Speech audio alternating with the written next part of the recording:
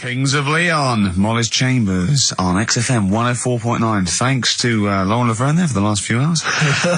Coming up, we have got some great music, Steve. We've got Kings of Leon, as you heard. We've got Alba, we've got The Darks, we've got Coldplay, Coral, Rolling Stones, we've got some Springsteen, The Smiths. Do you know what I mean? Do you need any more? And with all that, we've still got Pete Skinner with his wacky weather report. Excellent, good old Pete. Hey? Nice to have him back. Good news, Steve. Got some here brought in. It's just a normal soup. It's Rooster's Pride. What flavour soup's that, Steve? Oh, I know you brought that. And it's all it's a genuine article, and it's cock soup. Can I have a close look at that? Maybe there's some more humour I can draw. What, you want a closer look at my cock soup? Just a cock soup. It says here, delicious, appetising. 3 to 4 servings. You know what I'm thinking of when you're talking about the soup? I'm thinking of innuendo. I'm just thinking of a man's cock. Penises, yeah. Let me just say. It's the darkness. Use Rooster's Pride cock soup as a snack with crackers or toast. Still thinking of a normal knob. An appetiser, again, or a soup base. That doesn't really work as an innuendo. No, that's disappointing. We'll work on that, though. The darkness growing on me on XFM 104.9. Going well, isn't it? I've enjoyed it so far. It's been a bit naughty and everything. Yeah, a bit smart. Nothing wrong with that. No. Karl. All right. Having a good day? Not bad. Yeah. What mood are you in this week? What we mood always is that? try to assess each week, you know, it's a bit edgy. He's got a red head. What's all that? You've got a red head all around the side and the front.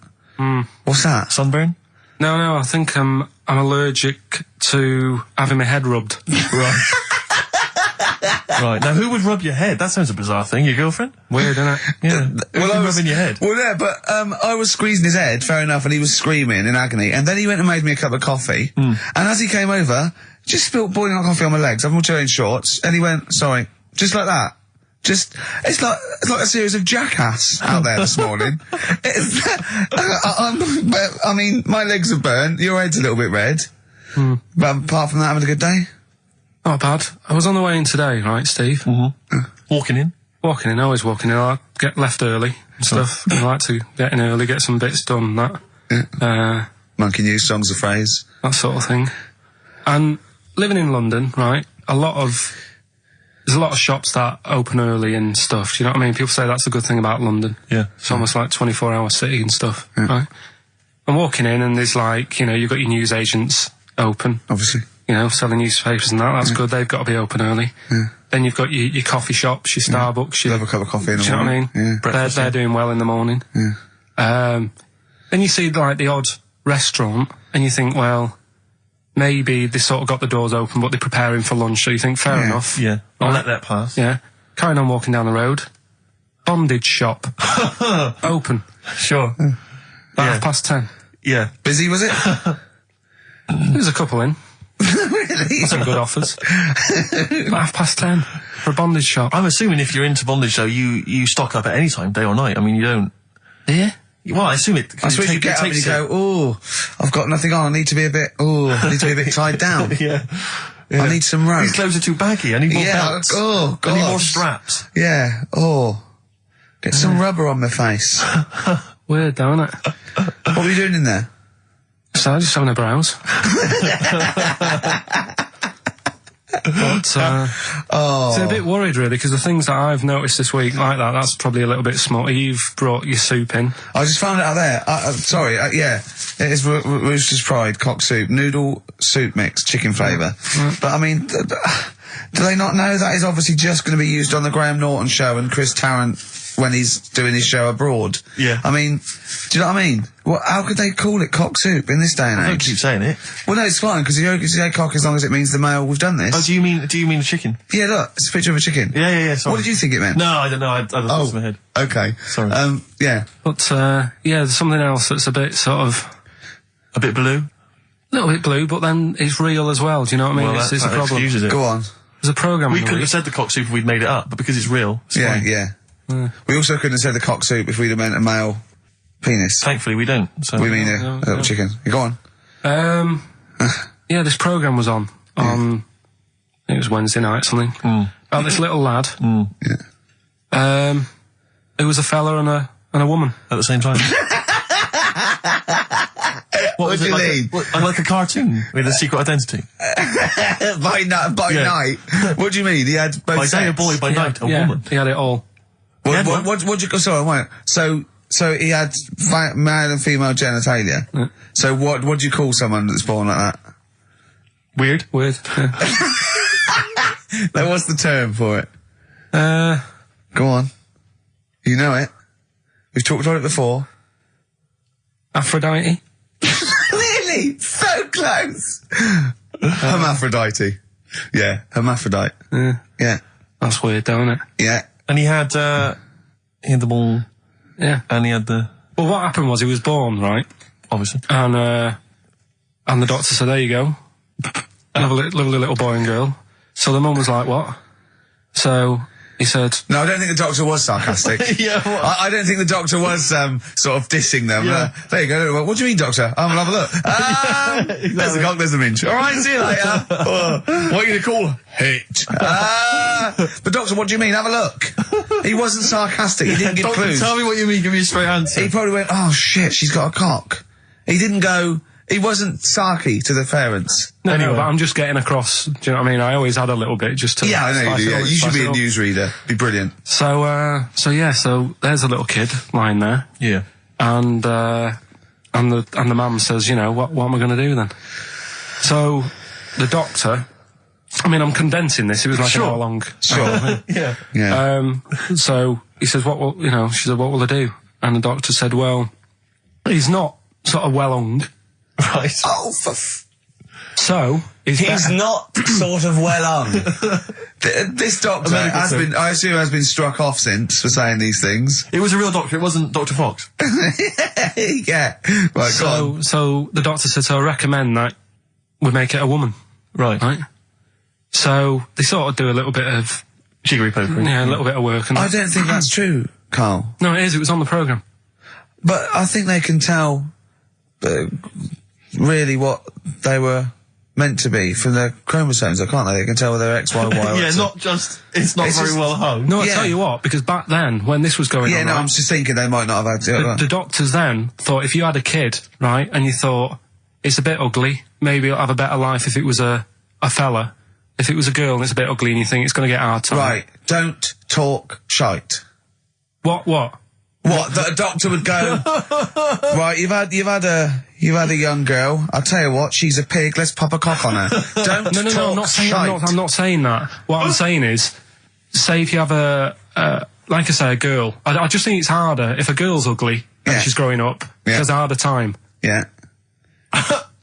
Don't you agree with that? Possibly, but you don't change someone when No, yeah. you don't change their gender No, because they're I'm just ambitious saying as a minger. what I'm saying is the Elephant Man would have had a harder time if it was Elephant Woman. Is what I'm saying. But listen to me, listen. What the doctor was saying is, if you get a baby before it's 2, Yeah. back then they thought you could sort of say, well, instead of giving it a go-kart, give it dolls to play with. Right, back when? What are we talking about? The Middle Ages? We put a song on, come back to this. Yeah, it's Bruce Springsteen, Atlantic City. Bruce Springsteen, Atlantic City, on XFM 104.9. Okay, look, have another go, Carl. What were you saying? As an hermaphrodite, yeah, it was born both sets. The doctor said he's not well hung. Let's lose that. Let's get rid of that. Let's make it into a woman. girl. Okay. I'm with you so far. Go on then. So, anyway, gets away with it a little bit in the early years. Right. Starts going to school, gets away with it a little bit, Sure. right? But then, do you know when you get to that age and your head goes all funny? Like when you're a teenager and you sort of, I don't know, your skull goes... Mine never did. What are you talking about? No. What That's do you mean what your head goes all teenage funny? years when you look a bit odd. Do you know what I mean? You go from being quite a good-looking person and then your body starts growing. At a different rate, so you never know till 21 whether you're going to be a looker or not, or whether it's just... Yeah. I know, Right. go on. Yeah, I'm still waiting. So, Your head grew outwards at exactly the same rate, didn't it? That's why it's Your spherical. head grew faster than your hair. He's got a lovely head of hair, but Exactly. just below the skull. Yeah. He's got a little afro in there, Yeah. but it just couldn't get through the follicles. It couldn't catch up the skull. Expanding. Oh, bless him. Oh, come on, Baldy. but the thing is, right, so you see these pictures of the lad stroke woman Yeah. who's trying to be a woman at the age of 14, 15. Yeah. She's got one of them big heads. Right. Like a okay. lad. Doesn't, she starts having a hard time. She doesn't want to play with the mates, with the dolls and all that. She's more into go-karting and that sort of thing. Gets to an older age. Yep. Decides to go back. Is now sort of with a woman and having a life of a fella. But did did the doctor keep it for him in case he needed it? No, he's had one put on now. Has he? Where'd he get that from? Don't know, maybe that bondage shop. What do they do when they do that? Do they put on what do they do? Maybe someone could call in and tell us. If you're a woman, and you ever... Do you want to speak to someone who's got that information? Yeah, I do want to know. What do if you've got that information, I don't want to talk to them. Do they construct one? Do they construct it? From plasticine. Or do they whack on a dead one? What? What? Whack on a dead one? Yeah. What? What? That's not, it's not, what do you mean? No. When a woman has a knob put on... Yeah. To have a sex change, where do they get it from? Is it constructed? Do they find, like, I don't know... From a donor. A donut? From a donor. Oh, well, yeah. A donor? Donor, yeah. Yeah, but presumably it's like... Maybe there's someone who after they're dead, I mean. No, I thought maybe very few people, it's not like giving someone a kidney and then sort of like celebrating maybe with if you're a guy and you want to become a woman, you've got one to spare. That's true. Yeah. Well, a swap. Yeah, just do a little swap, probably on the internet or something. Or Noel Edmonds. What do you mean? On Swap Shop. He's not a man. No, but he could go, we got a fella here who, got a lovely, nearly new, unused penis. Yeah, Keith Chegwin out in kind of Bognor Regis. Wants a couple of tits and a fanny for that, so, call in. It reminds me of the, do you remember the John Wayne Bobbitt story? Which it's always seemed odd to me. I never really kind of got all the information. Do you remember that one, Karl, where the woman cut off her husband's penis because when he was sleeping? I think he was sleeping and she drove off. I think he woke up quite quickly. That's so much better than the alarm clock. Yeah. And she threw it off. She threw it out of the car into the woods. Yeah. And he went and found it. Yeah. But imagine if he'd got to the hospital and they'd sewn it back on. He'd gone, that's bigger than I remember. I'm not sure this is mine. How many of you got us where we dump all the knobs? We dump all the knobs out there. Yeah. That was an extraordinary story. And then, bizarrely, he became a porn star. Yeah. Yeah. Very strange life that man's had. Well, it is a bit of a shock to the system, isn't it? Oh, cutting your knob off. I know. Do you remember that French bloke, the performance artist of about 1910? Do you remember him? No. He, as a performance art, in a theatre, he cut his knob off to a crowd of people. Now, what? That's only a one-night trick, though, isn't it? Exactly. Yeah. But what if there had been a bang outside? They went encore. He went, oh! Yeah. Or they looked outside because a car backfired. He went, did you see that? I go, what? I go, just cut my... Did you? Yeah. Think of that. Sacre bleu. I know. French are funny, aren't they? Cutting your knob off for your art. Weird, isn't it? Longview. Further on XFM 104.9. As we're having so much fun with penises, I thought perhaps I should just mention... That's a slogan. We should just mention this story, briefly. It's in the paper today. A Russian is selling what he claims is Hitler's mummified penis for £12,000. Yeah. Ivan Zadurprov says his ex-Red Army soldier dad hacked it off as a souvenir after storming the tyrant's Berlin bunker after his suicide in 1945. Yeah. Why did he wait till now? He's found out that that might get a bit of £12,000. Which doesn't seem a great deal. Doesn't seem a great deal of money, really. Well, it's useless, isn't it? True. You're not going to be able to use it. It's not going to be able to. It's not going to be a donor. Imagine that if you walked round. Yeah, you'll never making love to a girl. You'll never believe who this is. Yeah. You never believe who's doing you, love. Exactly. This is going to freak you out. This is just relax. Exactly. Okay, sit down now. Was that I got all a right? little surprise for It was you. brilliant. It was brilliant. Yeah, so you enjoyed it. Yeah. Right. Are you a fan of the Third Reich? Exactly. Well, no, awful racist. Okay. Let's go a different tack. Yeah. You did like the sex. I love the sex. Okay then. Yeah, it's not going to be Hitler's knob, is it? But I like the idea that, I mean, you're in the Red Army. Yeah. You've just stormed Berlin. Yeah. 1945. You crash into the bunker. You've gone through terrible. How you've lost 20 million comrades. Unbelievable. Oppression everywhere. Been going on for years. You're in there. You see the man. Here he is. He's dead. He's dead. The figurehead and leader of one of the most despicable. You turn to your friends. There's a tear in your eye. Yeah. And your immediate thought is, I ought to chop off his todger. Yeah. Well, no, I said Bagsy. I said Bagsy is Winkle. I said Bagsy is Winkle outside. Whoever it was. Yeah, I didn't know it was going to be Hitler. Brilliant. It's just, I can't, it just doesn't make sense. It's ludicrous. It's ludicrous. And I don't know how is he expecting to prove this? Because I want some proof. Well, I think that's why he said that. He probably started off with, I've got Hitler's face. And they went, brilliant. Oh, let's have a look at it. What do you mean, let's have a look? Well, just check Hitler's face. 'Cause obviously I know what he looks like. Oh, yeah. No, it's not. Yeah, you know what no, it's not his face. What wouldn't you know what it looked like? Well, I mean, no one's ever seen his genitals. That's what I've got. Yeah. I've got his. It's got a little swastika on it.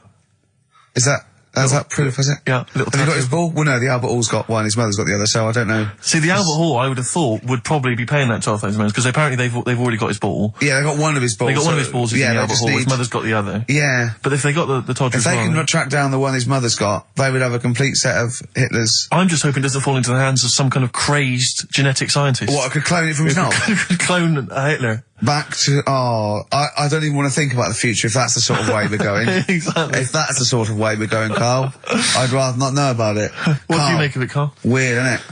It is weird. I mean, I don't want to go on for this too long. We've probably got about a minute left for the first half hour, and I reckon should can this sort of...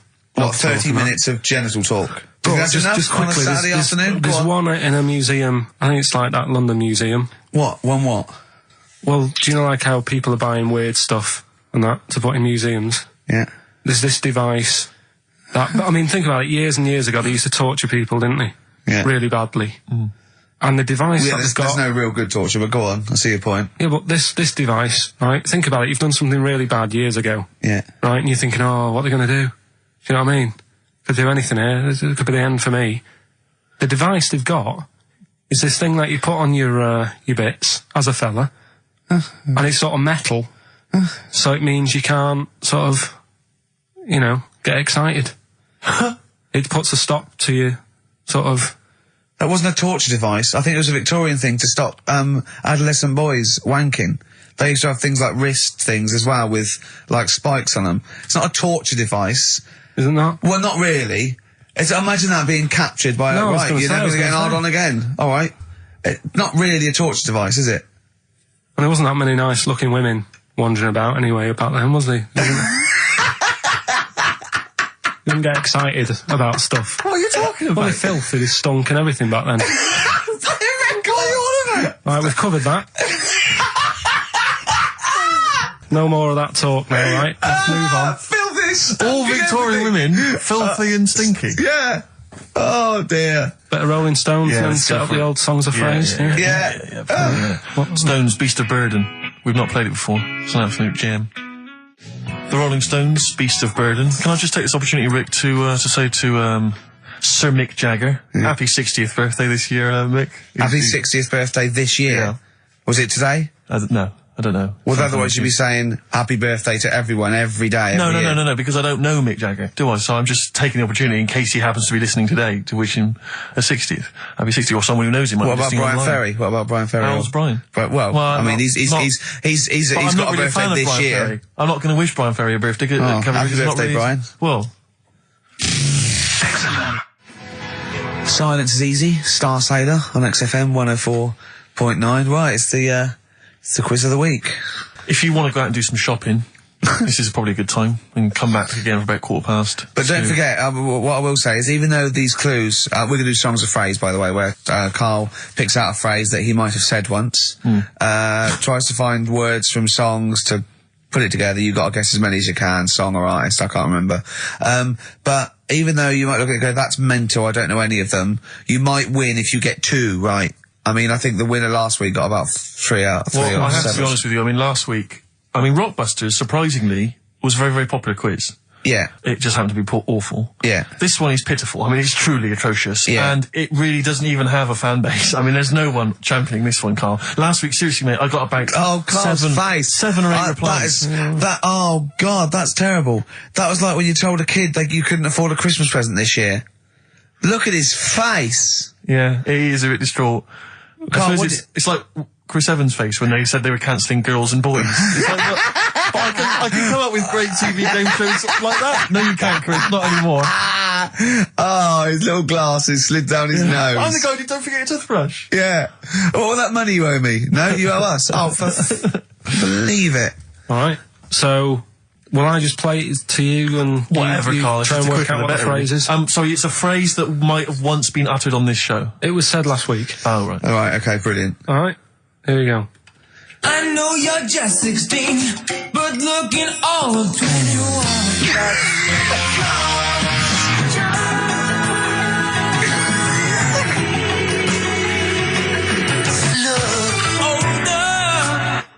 Right, I can't hear it. I know what that is. That's ridiculous. What was right? it? What it is it's something like, right, you're only 16, but you look 26, and the Chinese look older than they are or something, because he said that the Chinese don't age well. That is mental, Karl. It's the most convoluted, ridiculous, racist piece of material ever to be uttered on radio. Play it again.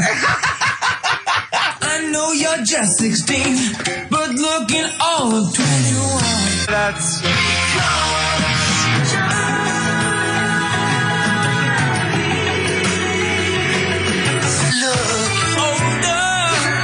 Okay, you're just 16 and looking all 21. That's because the Chinese look older.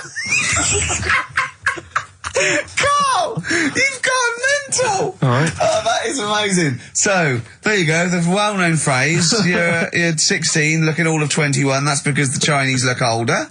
Well-known phrase there, sweeping the nation. That'll be up there with "was up," and "shut that door." If they do a poll, right. Okay, play it once more. We're after the artists. Just the artists. Yeah. I know you're just 16, but looking all of 21. That's...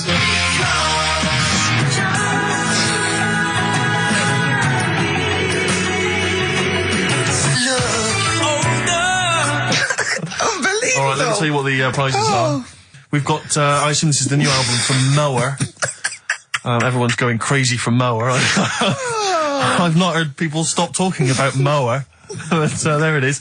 We got the new album from the Webb Brothers, which might be quite good. The Polyphonic Spree album, the best dance album in the world ever, which is ideal perhaps if you're having a barbecue and you've got lots of 8-year-old children coming. The Polyphonic Spree, I look at them and I think, well, you know, you're a pretty good band, but if that album sounds like $1 million, you're going to make that 40 quid each. I know, it's extraordinary. I mean... They're the sort of indie equivalent of the So Solid crew. Yeah, you're not going to make any money. The manager's getting 20%. Exactly, yeah. And also on DVD, Red Dwarf Series 1. So, some absolutely barnstorming places.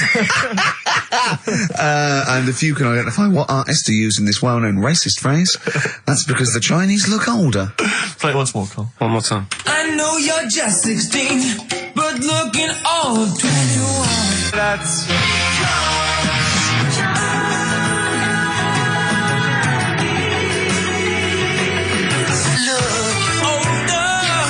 Oh, Ricky.Gervais at xfm.co.uk. Play a record. This is radio. Panic, the Smiths on XFM 104.9. Well, we've done the first half hour, which is mainly genital related. Then we've kicked in with some racism.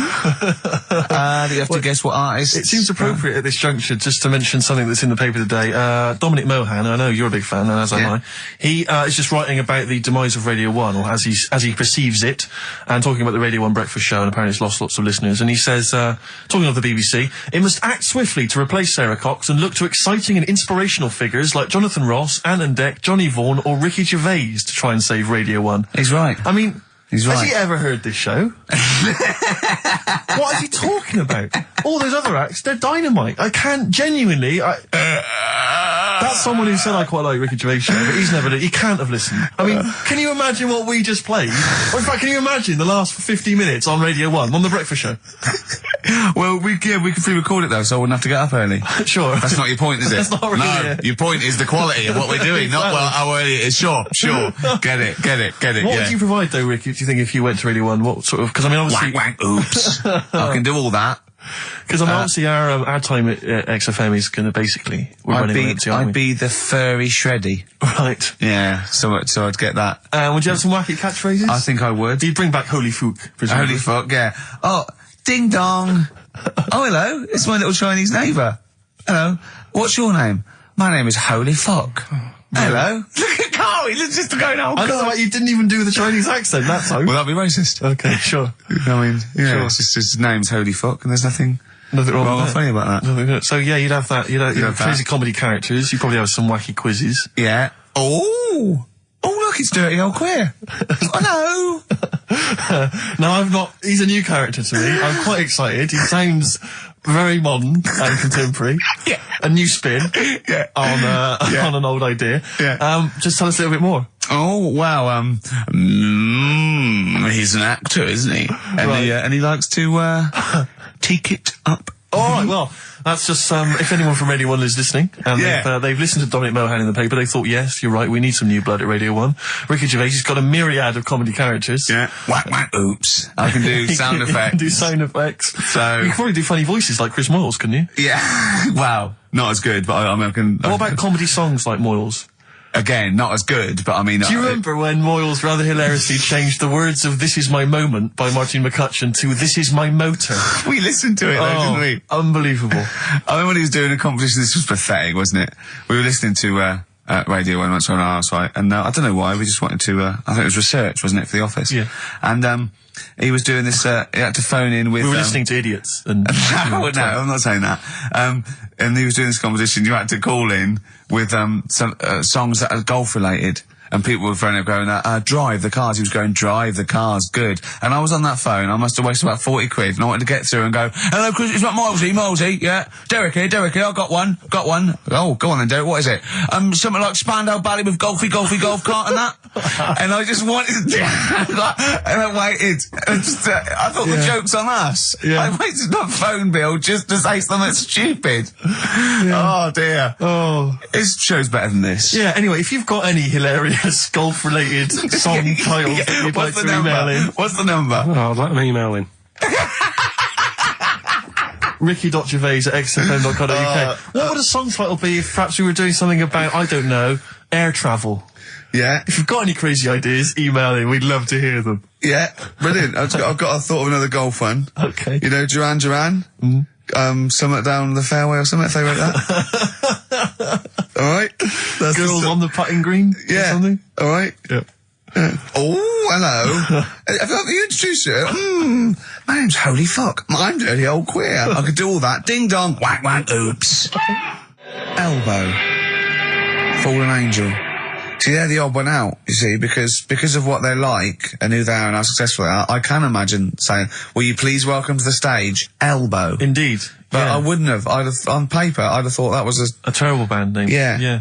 No, I know what you mean. There are exceptions to the rule. yeah. Ladies and gentlemen, please welcome to the stage the Boomtown Rats.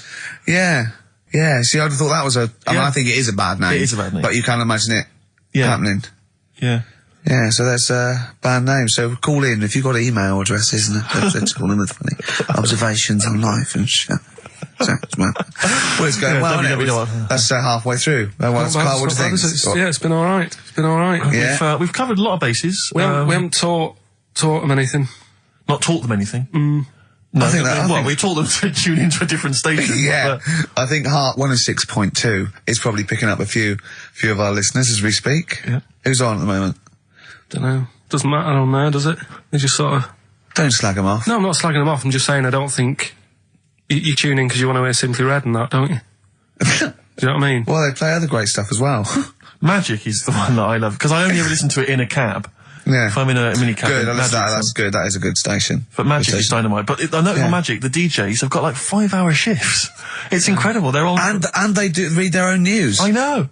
It's like they've cut out any expenditure on that channel. It's just some old records, and one guy has to go on for 5 hours, read his own news, his own travel. There's nothing else. I saw a bloke struggling once. He sort of wants to be a bit of a sort of comedian, and he does one link. It's sort of one 15-second link between each record. Goes, that's Celine Dion. There's a story in the paper again that people were late for work on the Underground because there was leaves on the track. Just wondering if leaves are ever late for work because there's people on the track. It's Simply Red. Oh, bless him. I still think that he's got to come up with them for like 5 hours. He's there sweating. Before I was going, I'm going to kill myself. I'm going to kill myself. Share's almost finished. Thinking the story about war on Iraq. I imagine if I can't do this anymore. I can't imagine if humans become extinct. With leaves. The dinosaurs would still around. I don't know what I'm doing. Look at Karl's face when I said that. The man moth. Yeah. They've cloned a man moth. No, but that's the sort of thing I think we need now, right? We've covered a lot of stuff. What, education? Teaching, yeah. Well, okay, what do you want to know? Don't know. Have you got something? Can you educate us on anything? I've been reading bits. So could we bring back just for one night only, educating Ricky? Oh, I'm excited. Yeah? Do you think it warrants that? I don't know enough about it. Do you know what I mean? About what? It sounds perfect. Play the jingle. Educating Ricky. He's getting smarter. A couple of things happened in the week that I read about. Okay. Keeping up on what's going on in that. Sure. Yeah. One was about that Galileo fella. Okay. Was it about 1636? Was it? I think it might have been not earlier. bad. Go on. Did some stuff with light and that. Yeah, he did lots of physical experiments, yeah. Is that it then, Karl, is it? He did some sort of stuff with light and that. What did he do with light? What was that? Well, I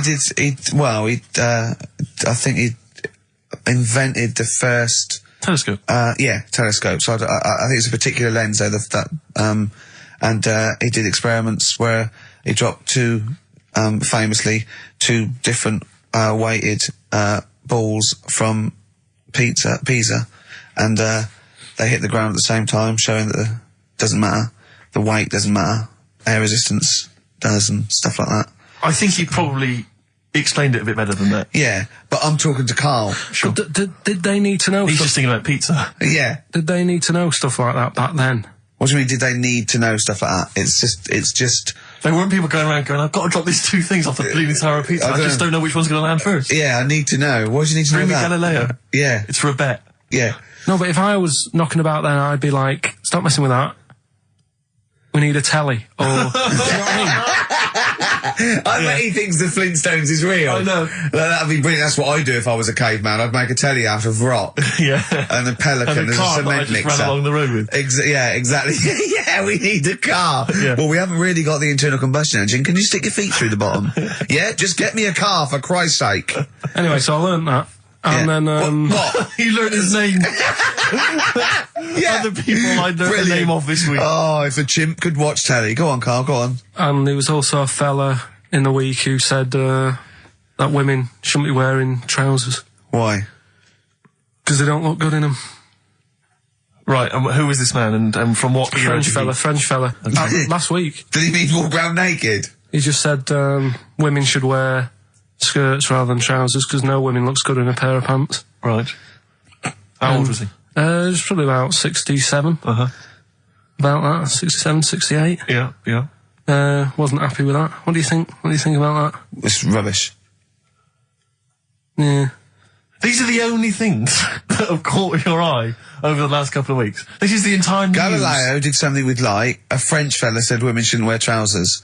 See, that to me wouldn't pass as education. It's not education. I don't know where you could ever use that. I don't know when that would ever be applicable to life. I just like reading stuff that sort of reminds me of. Do you know what I mean? If I read it and it gets me thinking, I think that's a good little piece. But I mean, but surely can't you just sort of like sit near something that vibrates to keep your brain going, or shake your head every now and again?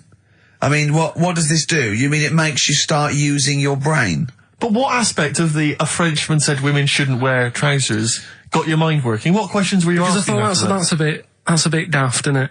Right? Yeah. Okay, I it was ends there thinking- with me. There's nothing else. There's nowhere else for me to go on that. He closes Your the mind's gate. still whirring. Yeah, go on. What do you think? Let's go through this. Oh, I wish we could download his I know, thoughts. I know. Just watch it. Yeah. Wouldn't it be great, like a DVD? And like a cartoon. Imagine that extra footage on the Office DVD. Yeah, Karl's brain. That would be With a commentary. amazing. Oh, with What I a mean is- commentary. Go on. Women wearing trousers and that, right? On the estate that I grew up in, Yeah. on right? There was a woman about 4 houses down, right? Right. Rough. She's the She one. was, or the estate. She was, right? Yeah. She's the one whose kid took a horse into her house. Yes. Right. Right. Now, we won't go over that again. No. If you're a new listener, I think we covered. I think they get That's the all you idea need to know. Right. Yeah. Now, she used to wear leggings. Yeah. Now, they're a bad idea. They are a terrible idea. I agree with you there, Carl. If you're a lady of What the colour? normo Were persuasion... they pink? No, they were sort of black, but with all bits on them. Oh, right. Do you know what I mean? What, toast and Just horse bits. droppings? Yeah, go on, yeah. And she used to, she's quite a big woman. Sure. Pauline Quirk, I think Yeah, we described her as. Looked like a light bulb when It she was is those bending kind of over in women that are leggings. attracted to leggings. Yeah, I know, yeah. They are drawn to them like a moth. Sort of flame. Yeah. She used to wear them, and that's what I remember when I read this piece. She used to work on one of those sex line things. Right. Right, she used to do that. But What was she, an engineer? the weird thing with her was, she had big eyelids Right. Go on. that were too big, and this is what I was thinking. What right? do you mean she had big eyelids? How big do eyelids have to be for you to go, they're big eyelids? What was she shoplifting with them? Would she come out of Dixon's with, like, radio stored in them? What do you mean she No, had big eyelids? It was another one of them popular things around our way. Do you know? Like, What do you mean popular things? They didn't people go, have they go, oh, I'll tell you what, they're all the rage. Can I get some big eyelids, please? No. It was just like one of them things that people suffered with. Just big eyelids. They could hardly open their eyes. What do you mean? What do you mean? That's one of them popular things around where I grew up. People had big eyelids. They could hardly open their eyes. What does that mean? What sort of freak town were you born in? You had webbed feet people with big heads. You got women with big eyelids. What does big eyelids mean? Are you confusing her with the horse? Yeah. Did she have hooves? Look, what? Just too much skin. It was like the neck of a chicken, but on the eyes. What's your point? Anyway, so there's this big eyelided woman with the And leggings. that's what I'm saying to you, though. That's when I read that story with people with trousers. Yeah. I went from that. Yeah. To into a that. woman who used to have big eyelids. I still at the point. But then, and also the other bloke who had the eyelid problem was a mate of mine. Right. His dad had it, and same problem, massive eyelids. I don't know what that means. I don't know what that means. I used to say to my mum, I'm going round to Dave's house. Yeah. And Or to say, Droopy, as you call him. that's all right, but make sure his dad doesn't take you out in the car, because he could hardly see. He had to have his head. He gets to tilt his head back to keep his eyelids open. Make sure! Did he have a couple of matches with him at all times? Oh. What a load of gobbledygook. I know. But this began as educating Ricky. I know, So it's what, like he was people thinking, with eyelids. but it's like you're supposed to make that leap as well. Yeah. If I mentioned the trousers, Ricky will probably be thinking about people with big eyelids and women wearing leggings. Play a record, Carl. Got nonsense. Adverts. No. Oh, all right. Muse, time is running out on XFM 104.9. Just a couple of emails just to update you on what's coming in here. Go on. Natasha has emailed us. She says that she's of Chinese origin, and at 27 she often got mistaken for 24. So your notion that Chinese people don't age well is obviously factually incorrect. Yeah, well, we didn't need... Thank you for phoning, but I mean, honestly, trust us, Natasha, we didn't need you to tell us that. We know Karl is talking absolute nonsense. Wait till you get to 30. Oh dear, now this is quite a nice email from Paul. He says, let Karl know that I have a Chinese friend called Oi. Imagine the confusing and amusing situations we get into. We're out and about in busy Soho. Does his surname come here? Lightning wit from Karl. Wait That's nice. till you're 30. Yeah, I know. Brilliant. But no, actually, we've had a surprising response to Songs of Phrase this week, despite the fact everyone has agreed that it's racialist. They've nevertheless had a go. So keep your answers coming in, because we may as well. You're a hit, Karl. You're a hit. What, have we still got monkey news? Yeah, that's still coming up. Yeah. Later on. We're not Don't worry doing about Cheeky Freak of the Week anymore. We're not. that. No. No. Don't want to upset people on that. Sure. But there is a good freaky programme on this week. Go on. I think it's on Channel 4. Yeah. Got a woman with a big head on it. No, I think it's BBC Two. Is it? Yeah. Alright, well, look Unless out there's for that. two on, because that would be a great week for you, wouldn't it? Brilliant. Won't be coming out. Is that the one when you said... Go on, say what you said when you saw it. The woman with the head Yeah. just said it looks like a cartoon. I just think... That's so mean. I don't want to discuss No, that. it's not mean. It is mean, Karl. Again, Steve, if we were in a restaurant and I'm arranging to meet her, and I said to the guy on the door, I'm meeting, Lisa, or whatever her name is, yeah? Right. What does he look like? Well, looks like a cartoon. I'll be over there. Do you know what I mean? I don't think he'll get mixed up. What would you say about me and Steve again? If you were meeting us? No, it just starts getting nasty, doesn't it? I'm meeting Karl Pilkington. We're very busy. What does he look like? He looks like Charlie Brown grew up. He's got a complete little round bald head, and he's got a gormless look on his face. He's over there, mate. Yeah. All right, that's started the ball rolling for you, Karl. I love that it's okay to say what you like about people. If you go, yeah, but if I was looking for her in a restaurant, I know, but... yeah. And why have you arranged to go on a date with this woman? Be a good night out. For her or for you? Well, I'd like to have a chat with her. You know what I mean? Just find out what worries her and... You know what I mean? Because some girls People worry like about you. things. Like Yeah. their hair being a mess and that. Yeah. With her, it's like, least of your problems. Do you know what I mean? Fine, alright, well let's move on, mate. We're not doing Cheeky Freak of the Week anymore. No. Let's do something nice. Let's talk nicely about things. What's happened nice in the world, Karl? What do you like in the world? When you get up, when you go, oh, that was a brilliant day, What do you do when you go, oh, that was brilliant? We had a nice game of snooker. You like snooker, don't you? You and Steve played snooker last week.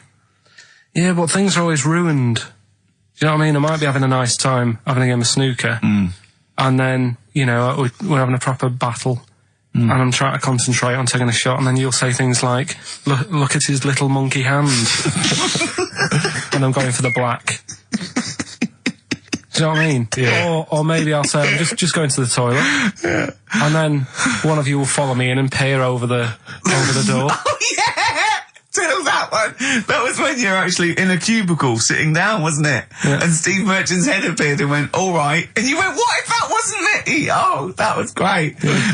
Doing a George Michael on me. That is one of the benefits of being very tall. You can look over You can look over the stalls in toilet lavatories. It looked like a giraffe house. You're sitting down there and you look up, right? And he's peering over the top. Oh, the fun we have. Oh, it's great, isn't it? But anything intelligent. It's like the monkeys. We are like the monkeys. Oh, we us three. I wanted to write a thing for the darkness. I want to write like the new monkeys. Like a TV show? Yeah. Do you want to do that? Yeah, alright. Yeah, okay. Well, if they're listening, or their radio show, a record company listening, or their manager, big fan of the Darkness, my favourite. Hang on, don't make a promise like that. No, my favourite band at the moment. We'll do a pilot. Them and the Monkeys. But don't make Running that round, promise. speed it up. They can have their songs in it. They can write songs specially for us. What if they And can't it's act? And it's them. They can act. They just act themselves running round. We're getting people like McGee and that to come in and sort of be the actors. And, all those posh actors that appear in Ali G and that. It sounds like a lot of hard work. Yeah? Yeah. Okay, forget it. Knock it on the head. Yeah, let's play Radiohead. Radiohead and Let Down off OK Computer on XFM 104.9. Right, let's think of some nice stuff then. Annoyed I was yesterday. Go on. Just got off the train, and guy comes up to me and he says, "Excuse me, can you spare some change? I'm from Liverpool and I'm homeless." And I was so angry. I was in a bad mood anyway, and I just wanted to say to him, well, there's your mistake. Go back to Liverpool. That's why you're homeless. You're in London. Well, he might have been You homeless in idiot. Liverpool and thought... Well, why'd you come down here? Well, where would you rather be homeless? Liverpool or London? Well, Algarve. Well, no, but I'd certainly... Do you know what I mean? But just, what am I supposed to say? I'm from Liverpool and I'm homeless. Why is that supposed to be a persuading factor? Just annoyed me. I thought there was enough problems here already. He's going for a double sympathy vote. Yeah. I'm homeless and I'm a Liverpool. He could have just said, I'm from Liverpool. I'd have given him some change. Guys, he was from Manchester once. I gave him my sandwich. Yeah. There was a thing the other night, right? They did this programme. It's only on in London, so if you listen out of London, you won't know about it. But it's about Oxford Street, right? And About all the thieving that goes it's on like and stuff. thieving, Yeah. drug problems on Yeah. the streets and that. Yeah. What gets on people's nerves? Those people with the boards, golf sale and all that. And there's this bit that concentrated on the homeless problem, right? And he said, this fella looks after the homeless. He goes up to him, says, "How you doing? Are you hungry? Do you need food and that?" He said, a lot of people worry about the homeless, but we do try and look after them. And the Salvation Army were there, and they said, and this is where they can come if they need anything, if they need any food or any clothes, if the shoes are worn out. And he said, "Oh, can we have a look at that?" Right? So they go in this little room where all the clothes are, and they go, and there's like a load of jumpers for them in the winter in the cold, and the camera sort of pans across, a load of ties. Right. For the homeless. What? Ties. Ties for the homeless? For round the neck, like, to look smart. No, they use them as belts. I've seen a lot of... Or as a lead for their dog. Yeah. Yeah. What are you talking about, ties? That's what they did. They said, here's the room with all the stuff in it. Right? For the homeless. Jumpers for the homeless. Jumpers, shirts, trainers. And you got a load of ties. Nobody wanted one. Some evening dress. They got a formal function. Any cravats? Now, where's the cummerbunds? Yeah. I'm thinking of being homeless outside the Royal Albert Hall tonight. Yeah. That's where the real pickings are. I'm breaking in the back door of the Savoy this evening. Oh, dear. Another charity thing that I was reading about the other day that they're doing. Do they give them trainers? Because I've seen a lot of tramps with new trainers, and I think there must be like a equivalent of a soup kitchen where they get shoes, because that's it must be, yeah. Otherwise, that's weird, isn't it? You blow any money, you beg all day and get a nice new pair of Nike. Yeah, no, don't waste it on clothes. Get some tenants. Get some, special brew. That's the best value. Go on. Some smack. Go on. If you've got a lot of worries, you on the street. Little starter bag. Take your mind off it. Yeah, take your mind off it. Yeah. But that's weird you say that, because, you know, a trainer's the most important thing, because, like, you know all the problems in Africa. Sure. Right? A lot of problems going on there. Yeah. The other day, they're asking for people to send their spectacles to Africa. Right. Would you be happy if you were over there and, like, you're hungry and that? And then they say, here you go. Well, yeah, but it must be for a reason. I don't think they've got bad eyes and that. Yeah, I know, but I don't think they go round. It's not like when you see those things on Live Aid and there's people dying, but they're putting specs on them. No, I think that's what it is. No, it's not, Carl. They sort out food and medication before they put a little pair of specs on the lads. That isn't how he came across in the advert. I think they probably walk hand in hand. You know, the people handing out the food are also, you know, walking alongside guys with the specs, and they're handing them out as well. But what have they got to look at? What? They don't own anything. They'll realise how bad everything is. God, it's rubbish here, isn't it? I tell you, I try and help out the world. I've joined a little charity thing. They pay me £5 a month. Yeah. I'm all up for helping. Yeah. But sometimes you think, what can we do? Yeah. You know what I mean? Yeah. What can we do? Okay, what can we do? We can't do anything. Okay. Play a record. We were talking about the debt the other day. I was reading up on the amount of debt that South Africa are in and that, and it's just like, that's without any shops. Do you know what I mean? If they had shops to spend the money on, there'd be murder. That's third world debt isn't because they bought too many smeg fridges from us. It's shopping. Look, who's been shopping? I have. Oh, well, you've gone over the top. You're on a budget now. Yeah. You're getting nothing but grain and blankets for the next year because you go mental. Who just spent £1 billion in dictions? Oh, God. Forthcoming single from The Thrills, that's called Santa Cruz. On XFM 104.9. We were just talking about people who do good work, you know, wandering up and down Oxford Street, giving stuff to the homeless and thing. And I was at they have a little kind of music festival back in my hometown of Bristol, periodically in the summer. They can never really attract any decent acts, but, you know, we support it Not anyway. even Portishead? No, they never tricky. No. Right. I think that, well, this year it was Robert Plant, who sang lots of old blues covers, and people were quite bored until he played Whole Lot of Love at the end, and then we sort of went, you should have done all the old Led Zeppelin, stop playing all this other nonsense we're not interested in. So I always set this for next time. Yeah. Robert. No. But I was just snuck off into the woods for, you know, a waz, because I'm quite rock and roll like that. And I was passing, and these are a group of people, and I've always thought they never get enough praise, enough credit, and I genuinely, and I mean this entirely sincerely, I really do. I don't mean to be, I'm not taking the mick at all. But the St. John's Ambulance people, they're absolutely blinding because they all look like nerds. I mean, they all look like kind of, because they're normally kind of fat women or kind of blokes. I think you're doing very well for their new recruitment campaign. Well, so, I was going to say, I think you're selling it to people who this want to is join. my point, Rick, is that they've not changed the uniforms in like 40 years. And it is normally, it's normally the kind of the nerds from your school who went into it or whatever. It's kind of old people. I saw them, they were all sat around in this little area. No one was, you know, they were just sat around, they were bored, they weren't really enjoying the music. And I thought, look at that, they're not that fat kid over there, I pointed him out to my mate. I said, see that fat one over there in the uniform? With the glasses and the hairbrush forward. The glasses, hairbrush forward, the kind of blue navy jumper. Satchel. There's a little satchel, yeah. He is never going to get off with a girl, probably until he's like 30. And even then it gets to loosen clothes. And even then it's because he's giving mouth to mouth to her. Yeah. Right, and I thought, he's never going to get anything. And I'll tell you this, all these trendy young girls walking around in their kind of, cool summer gear, in their trendy tie-dye and the like, I'll tell you, when one of them, takes something that's a little bit dodgy that they bought off some guy with dreads, right? And then they're desperate for him and they zip in there. Oh, quick, my friend's, passing out. She's had a funny turn. And he's straight there with his water and his medication. Oh yeah, they need him then, but he doesn't get any action the rest of the time. She's human. That's what annoyed me about it. I thought they're doing a bloody good job. They turn up at sports events, at festivals. No one gives them the time of day. You never hear any good praise about them. And they're there, sat there. Steve. Hot or cold. Tell me the truth now. Did you join the St John's ambulance last week to get some birds? Got no action. Really? I had no action. And I've been passing some dodgy E's around all the festivals. By the way, your dreads are awful. You can see they're fake. They're made out of newspaper. They're awful. You really do look an idiot. But seriously, I'm all joking aside, I genuinely wanted to give some massive props. If I could give some big ups to the St. John's people, because I genuinely, without any joking, I genuinely think they do a brilliant job. Could I just say how good I think the Salvation Army are? Because you see those elderly ladies with surgical supports, a lot of them, all look like Thor herd. Yep. Well, that's a prerequisite to get into that particular army. And they play that bloody tambourine, rain or shine. Yeah.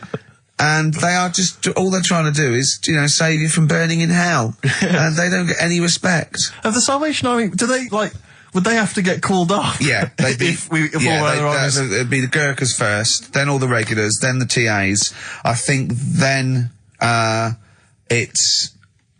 it's sort of like police, lifeguards, yeah, down to I think AA, and then it's the Salvation Army. Right. We send in the Salvation Army. Obviously, if we really have lost a lot of casualties, sure. And they're the last to go. Yeah, but they are all highly trained, aren't they? All those old women, they can kill a man. Yeah, with a single blow. Yeah. So good to them. Good to the John's Ambulance. Good to Salvation Army. Big up. But I think we should just, if I might introduce a new feature every week, let's just give some props. Let's just give some massive respect to someone who doesn't get enough respect. Yeah.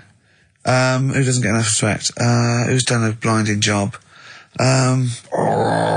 Mother Teresa. She's gone now. She's gone. She won't be listening anyway. Who's the best person there is? Who's the best person there is? I'll tell you what, I'm gonna call, either Karl Vorderman or Esther Ranson and say who's the best one you've ever met that did something. Yeah. All right. And we'll heap praise upon them next week. Yeah. Great. What? I just don't like. They know they're doing a good job. Right. If I did that job, I want a pat on the back. You wouldn't need a pat on the back. And people are starting to, it's like Karl Vorderman. I like her. She's all right. She does a good job. But now that Better Homes, they only tend to turn up at people who have had problems. Do you know what I mean? Right. Well, leave you can have a new it. kitchen. Okay, wait. Come on, what do you mean?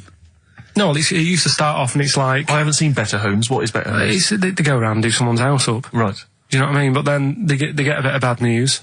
And Karl thinks, I'll cheer him up, I'll give him a new kitchen. Yeah. And it annoys me because if you haven't had bad news, it doesn't mean you're not worth a new kitchen. Did you send in an application?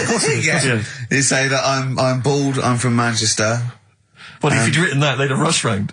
Yeah. What do you mean? What they say, so-and-so's had a bad year, his mum died, he lost his leg, and all he's ever wanted is a chaise longue and a hostess trolley. And the annoying thing is, right, they might not be the ones who write in, it might be a neighbour. Yeah. But they also get something sorted out for them. Really? So even though the neighbours had a bit of bad news, they go, I'll cash in on this one. I'll send a letter into old Karl, tell her that, mum's passed away. Yeah. I'll get a new conservatory sorted. Sure. And sometimes the neighbour gets a better deal than the person who... Do you know what I mean? The person who's had a bit of bad news gets like a new little kitchen, whatever. Neighbour next door, leave the conservatory. kitchen, let it go, Karl. New decking in the You had to pay for your own garden. kitchen. Do you know what I mean, though? Is it all done now, the kitchen sorted, the bathroom needs You had trouble with the grouting, didn't you? Yeah, I don't want to... Oh no, we got to do, look, play a record, we got to do the results. And then we got to do Monkey News. Could we quickly do the results? Well, you say we've got to do the results. There's not people hanging on for them. Let's do it, just knock it out there before... Well, let's play a tune, let's come back and do it. Eddie and the Hot Rods, yeah, surely. Eddie and the Hot Rods, do anything you want to do. That's uplifting, isn't it? Oh. Oh, the drumming. Brilliant. takes me back, all the way back to 1978 on XFM 104.9. What were you doing? What were your memories? I was actually probably dancing around miming the drums to that in my bedroom. In fact, I remember... Were you nude? No. I remember, I think I had that What were you one wearing? on a What were you single, wearing? but I'd got it from an old jukebox, so it didn't have a middle. Sure. Right, I think they're called dinked, right? And so I had to line it up really carefully, and sometimes by the end it would just slightly go out where the record was moving. Where I just had to... Interesting anecdote there. Fascinating. Yeah. What a lovely insight Since into you're the right for young asking me what I was doing 25 years ago. Carl, quick, the results, then monkey news. I need some monkey news, but I need the results first. Right, play it again and give the answers. Here we go. Songs of Competition. phrase. Songs of phrase. Name the artist. Name the artist. I know you're just 16, but looking old. Hue and Cry. That's... Who's that? Hang on. It's not our fault. Well, that's Philip Bailey again. That's too little. Older. Right, it was... That was Roxette. The look. Yeah. Right, we had Hue and Cry started it off. Yeah. 16. That was Dean Martin. Because Jane's Addiction. Yeah. Because Cars. Yeah. Chinese Philip Bailey. Philip Bailey, that's second outing he's had. Last one we used him for Chinese, where there was a hairy Chinese kid. He's never got so many royalties being used in racist game shows. Brilliant. Then Roxette and finishing with George Michael. Oh dear. So brilliant. Right. Who's the winner? Well, the winner, actually, it looks to me like he's got all of them here, from Bognor Regis. It's Stuart Birch. Well done, Stuart, and you get that bag of tat. Bognor Regis. Yep. Oh, just needed takes me back as well. Yeah, if you just email in your address, Stuart, and you can have those goodies. If you're not interested, don't bother. Steve. Oh, chimpanzee that monkey news. Okay, monkey-related news from Karl Pilkington. Right. Do you know the monkey that went into space? Yeah. Yep. It happened in 1958. Right. Now you know that. Yeah. Yes. What did he do next? What he did the do monkey do next? Yeah. One appearance on Celebrity Squares and it was like forgotten. Right. Yeah, cut a novelty record. Yeah, just like Rick Waller. I'll tell you what happened. He got back and all that. Got back. Heroes welcome. NASA sort of said, you did a good job. And that's where a lot of people think it all ended. Sure. Yeah. But NASA were like, well, hang on a minute. We spent a lot of trained. time. We've trained him up and stuff. So he's like, he's saying, sure, I've learned a lot. I've still got it all. I've kept it all. I know what to do. So they said, right, we'll use you. So he turned into like a bit of a trainer at NASA. We wanted to send you out on the top of an organ. yeah. You put on this little bellhop outfit. Could you smoke fags? Yeah. I'll have a go. So they were getting in new monkeys. The main man at NASA was saying, can you teach these the sound? He's going, of course I can. Do you know what I mean? I remember it all. I know what's going on. I'll tell them what buttons to press, what to do in emergencies, that sort of thing. It was technically sort of employed by the army. Right, can I just fit in here? I don't know the story, Carl, and I might embarrass myself here. You've got an army of people out there that will probably send me an equally deranged email from a different website, but I'm pretty sure when they sent the monkey into space, it was to monitor his physiology. He didn't press any buttons or learn to dock or take off. It was just the effects of weightlessness and space on basically a primate. I'm pretty sure he was tied in with electrodes to his head. So, well, yeah, I'm pretty sure. I could be proved. But even if that were the case, and he had learned to press one or two very basic buttons. Definitely not. Definitely But not. even if it were the case, I'm pretty certain they wouldn't have brought him back to train up Neil Armstrong. Right, definitely. Go on. Going, Neil, what are you going to say when you come out there? Yeah. I was thinking of just saying, hello, I'm on the moon. Hello, it's made of cheese. Don't say that. What about, I've noticed that you got little legs, right? But mankind stepped forward. Well, how could I put that? I was just going to say, hello, I'm on the moon. It's great to be here. Wish you were here. I've got to think so. Hi, about Mum. that. Yeah, go on. Anyway, basically he got back. They sorted him out with a nice pension. He was happy. Because of like the rank that he got, he was like, he had loads of medals and stuff. He said, right, we'll make him a colonel. He got that. Like I say, he got a pension. How does it end? He died in 1969. He was buried with his wife. He passed away. His wife. I'm sure it just goes on to a different website about something completely different. And You're talking about Buzz Aldrin. Yeah. His page is missing. Oh dear. So well, Carl, if someone could call in Did they train Leica the dog to sort of like, you know, dock and He never re-entry? made it back, did he, like? They didn't bother. They didn't even bother. They didn't bother to bring him back. They just sent him up there, and they didn't have technology to bring him back. And they just went, yeah, that's that. That's brilliant. Well, I can do that. Yeah. Amazing. Really? Yeah. What do you think of that, Karl? Rubbish, isn't it? Sort of brought it down a bit, but... But the little monkey made a colonel. Hero. Big hero. What was he in? What craft was he in? Sputnik. Just hang on a minute. He was in, Jupiter AM. Yeah. Let me see that piece of paper. Yeah, I can guarantee there's nothing there about his training other than let's hope he's not sick on the control panel when we shoot him up at 400 Gs.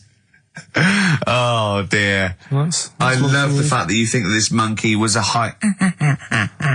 Do you know what I mean? When you think of these things that are less in the monkey space, do you think of the Planet of the Apes? Like they're sort of talking sort of chimps and gorillas and they're in tunics on horseback with snub-nosed rifles. What do you think of? Just a little monkey getting on with it. He knows his job, he knows what he's got to do, he gets on with it. Look, he's pressed the button. Watch him press the button. This takes me back. Do you remember 1965, I think it was? We're going to use him to train other DJs. That's it then. Goodbye. Thanks. Cheers. Cheers. Elbow. Alright? Fallen Angel on XFM 104.9. Well, we're back. I'm Ricky Gervais, with me Steve Merchant and Karl Pilkington. Karl's all a little bit, I don't know, he's a bit frustrated. He's sort of a bit sweaty and fed up today, aren't you, because of the heat. It's too much though, isn't it? He was taken out, he was sort of wanted to fight. You know, he doesn't usually like to fight. I sort of like lead on him and try and rub his head. Yeah. But today he was sort of leading it. He was sort of like getting a little bit... if I didn't know better, I'd have said it was sexual frustration. Well, I was like watching, Rick, if you don't mind me saying, I was watching, not in that way, just to watch. It was sort of like he was going, oh, I want to hit you, and I was thinking, does he want to hit me, or does he want to do something else to me? Exactly. What were your thoughts, Karl? Exactly. I mean, I saw him sort of wrestling with you on the floor, and you clearly weren't enjoying it, but he was really Yeah, what was that going on? What's the change? Why are you suddenly sort of... Well, what are you trying to say? No, I'm not. I'm just saying it was weird that you suddenly... It was like you were, You're saying a bit, sort of a bit gay? No. Is that what you're saying? No, but what was... Suzanne accused me of that in the week. Why? For being a bit gay. She said, I'm sure you're gay. Why? Just because I was moaning about stuff. She said, oh, you're a drama queen.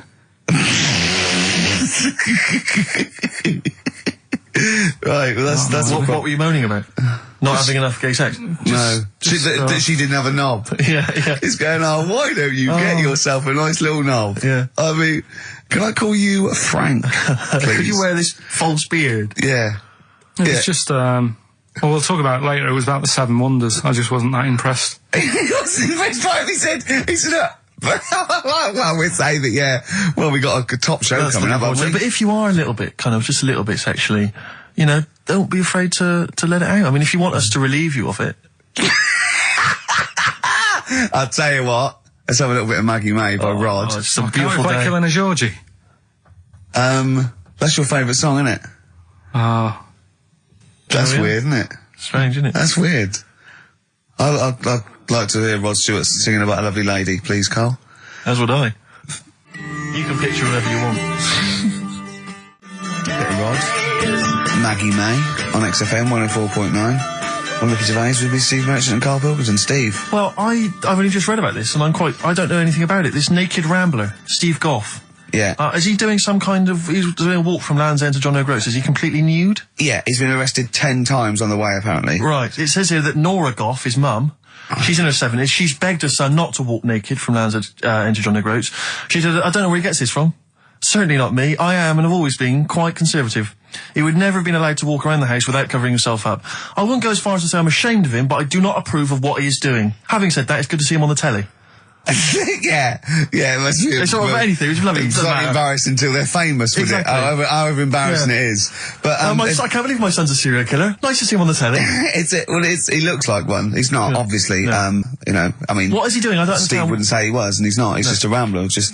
But he's there, right? What's his motivation? He's just walking to, I don't know, it's just a nudist, I suppose. Right. And there's a picture in there, and Karl looked at it and he went, oh, what's the point of that? He went, well, look at him. He's got shoes and socks on. He's got a rucksack on. He's got a hat on. He's not nude. He's just got his knob out. Yeah. But he's got a full beard, thinking, oh, I want to hide some skin. Whereas this little chap needs the air. I'll pop him out all the time I can. Oh, they really annoy me. Because it's in in the supplement today as well, with the Mirror, right? And they've done a bit about nudists and that. Yeah. Again. Same problems all the time. Go on. There's like an old fella sat there, just. How do you know he's old? Well. Why are you looking, Carl? Yeah. Looking at his face, aren't you, presumably? Yeah, I'm just saying he's old and he's sat there smoking a pipe. Sure. With his sandals on. Yeah. They're quite normal, just with his knob out. But look, he always make the same mistake. He's got a little white deck chair. Yeah. Yeah. If you're nudist, don't go for white. Why? Just sitting on that, getting a bit clammy and stuff. White, don't go for white. Go for darker colours. I don't know what he's talking about. So do I, but I love it. I love the fact that he's just got loads of pictures of naked men. Yeah. Walking around with loads of pictures I'm of just naked saying, a dirty arse on that. I think we've discussed the news before. I don't understand the impulse at all. I do find it bizarre. I mean, there's a picture there of 3 men nude in a pub. Yeah. Just having a chat. Yeah. Just having a chat. Oh, look at Karl carrying But around what's those pictures. I mean, okay, fair enough, walking around outside, but indoors? In a pub? Nude? Well, it must be a nudist Pop on a pair of pub. shorts. That must be a nudist holiday, I assume. As opposed to, like, the local. There is, though, isn't there? There was a thing in Bazaar magazine the other week where there was a picture of some people. They've got an airline of their own now. What, nudists? Nudes. Nude airline? So you can get on there. Your holiday starts as soon as you get on. Sure. And, but what's the point? Well, I'd be worried just about banging against things. You know. So to speak. Yeah, my shoes and things. Or spilling the when the waitress comes along. What, the air might she spill hot coffee? Yeah, that's a good point. Does she have to be nude? Do the stewardesses have to be nude? I don't know. But that bit as well, where they walk down the aisle and they have to check if you've buckled up. Yeah. She's like, excuse me, miss, can you just... And over 50s, it's always over 50s. Right, yeah. So it'd be an old woman on the plane. Yeah, yeah. It'd be like, can you just lift your left hip up so I can see the belt? Yeah. Yeah. Oh, God! Yeah. Oh, Imagine dear. if you've got to go into the crash position. Oh, God, yeah. You know? The last thing you see is your John Thomas. John Thomas. As you go crashing into a mountain. Terrifying. And then what if you've got to abandon ship? I know. Well, how would they explain that? Yeah. Go onto an island. Exactly. All right. Or being picked up by, a passing ship. Yeah. Karl, you notice they also play volleyball a lot, don't they? Yeah, I mean, you've always mentioned that, but I Yeah. thought you were joking, but they love it. Yeah. They said that's what they do. They get to this special holiday That camp. can only be either they got the idea from sort of like Carry On Camping or Benny Hill, or they actually like it jiggling around as much as possible. Yeah. But is that safe? Well, I assume so. You play volleyball with trousers on, don't you? I wouldn't have Yeah, thought. but there's a bit of like support there. I mean, I was watching athletics, right, the other week. Yeah. Right? And I was watching it because there's a lad who I went to school with. He's like winning gold medals and everything now in the Olympics and stuff, right? So I was looking out for him. Now, if you went to school with him, I'm assuming he's got 3 legs or something? No, he's normal. just a regular guy? He used to push me on my go-kart, and so I feel like You've trained I was him, there yeah, from in the the start, beginning. training up a bit. Yeah. And watching the programme, and there was swimming in it, and I was watching that for a bit, getting a bit annoyed, because that butterfly stroke, Yeah. I don't know why they do that. No, nor do I. It's just hard work. It doesn't make you go any faster than, let's say, that stroke, the Yeah, crawl. don't do that. That stroke on radio doesn't work. The crawl, yeah. So I was watching that, thinking, that's annoying. Yeah. And then they got onto the running bit, and my mate's in this race. Yeah. Now, they do the side shot, don't they? So you can see who's in the lead. Sure. And then they do that front shot, where it's absolutely pointless. The only reason to do the front shot, I think, is to keep women interested. Because you can basically see his tackle going from left to right, being battered all over the place. Why were you looking? Seriously, you had no choice. If you wanted to watch it, it was like, I was interested if he was going to win, but it's like, But why did you turn over and watch Charlie's Angels instead? Because I wanted to see if he won the race. But Or flip back at the end. Just flip back to get the result if you don't. Well, yeah, or at least turn away or close your eyes. Well, On the front shot. No, I wasn't. I just... Suzanne weird. was happy. Suzanne was loving it. Yeah. And I was like, whoa. Yeah. Just go to the other shot. But they were showing you the front shot and running along there. They could have just shown the top half, but they didn't. Sure. It was there. It's just heads moving along at 25 miles an hour. Yeah. Well, I think you're meant to see the running, the actual legs moving. It's athletics coverage, isn't it? It's not like... But they don't show you a shot from behind. Did you want that? Oh, no, I didn't want that either. It sounds like you were disappointed. Yeah. Play a record. What are we having? Better Radiohead? Yeah, it'd be brilliant, wouldn't it? Incidentally, last week, you remember, we began the show by talking about knobs. Yeah. I think we've got a bit more knob news this week. There's not much coming up, is it? Knob news is on the After way. Radiohead, more cock. Radiohead and go to sleep. That's not to you. Please don't go to sleep. We've got another hour and 35 minutes of fun chat and great music on XFM 104.9. I'm Ricky Gervais, with me Steve Merchant and Karl Pilkington. Pilky, little K-man Pilkers, little baldy twat mank whinging, a little bit bent Pilkers. There he is. There he is there. Now, Rick, you may remember that last week we opened with some quality knob news. Knob news, yeah. It was Hitler's knob. Hitler's knob was one of them. That just sparked off into a whole bunch of other knob-related discussions. Yeah. And I'm pleased so far to see that we're almost at the halfway mark for this first hour. And so far we've only talked about nudity and/or todgers. Yeah. So excellent work from us. Well done, lads. Yeah. I'm looking forward to Dr. Fox and the rest of the Sony award committee listening to this one. Yeah. But more knob news. I don't know if there's a jingle for that, maybe. Oh, you nearly had the eye out. Knob news. Knob news, excellent. This is an extraordinary story. A woman tried to sue her bosses for £210,000 after finding a cooked penis in a canteen stew. Hospital cleaner Sophie something, I can't quite pronounce that name, was eating goulash for lunch and could not cut one of the lumps of meat. Oh, you can see where it's going. I've got so many questions already. I know. She picked it up and tried to chew it, but it was too tough. Then she inspected it with workmates, who all agreed it was a penis. Imagine that discussion. Yeah. Miss McClarter said she vomited for the rest of the day, instantly became a vegetarian, and had to have psychiatric help.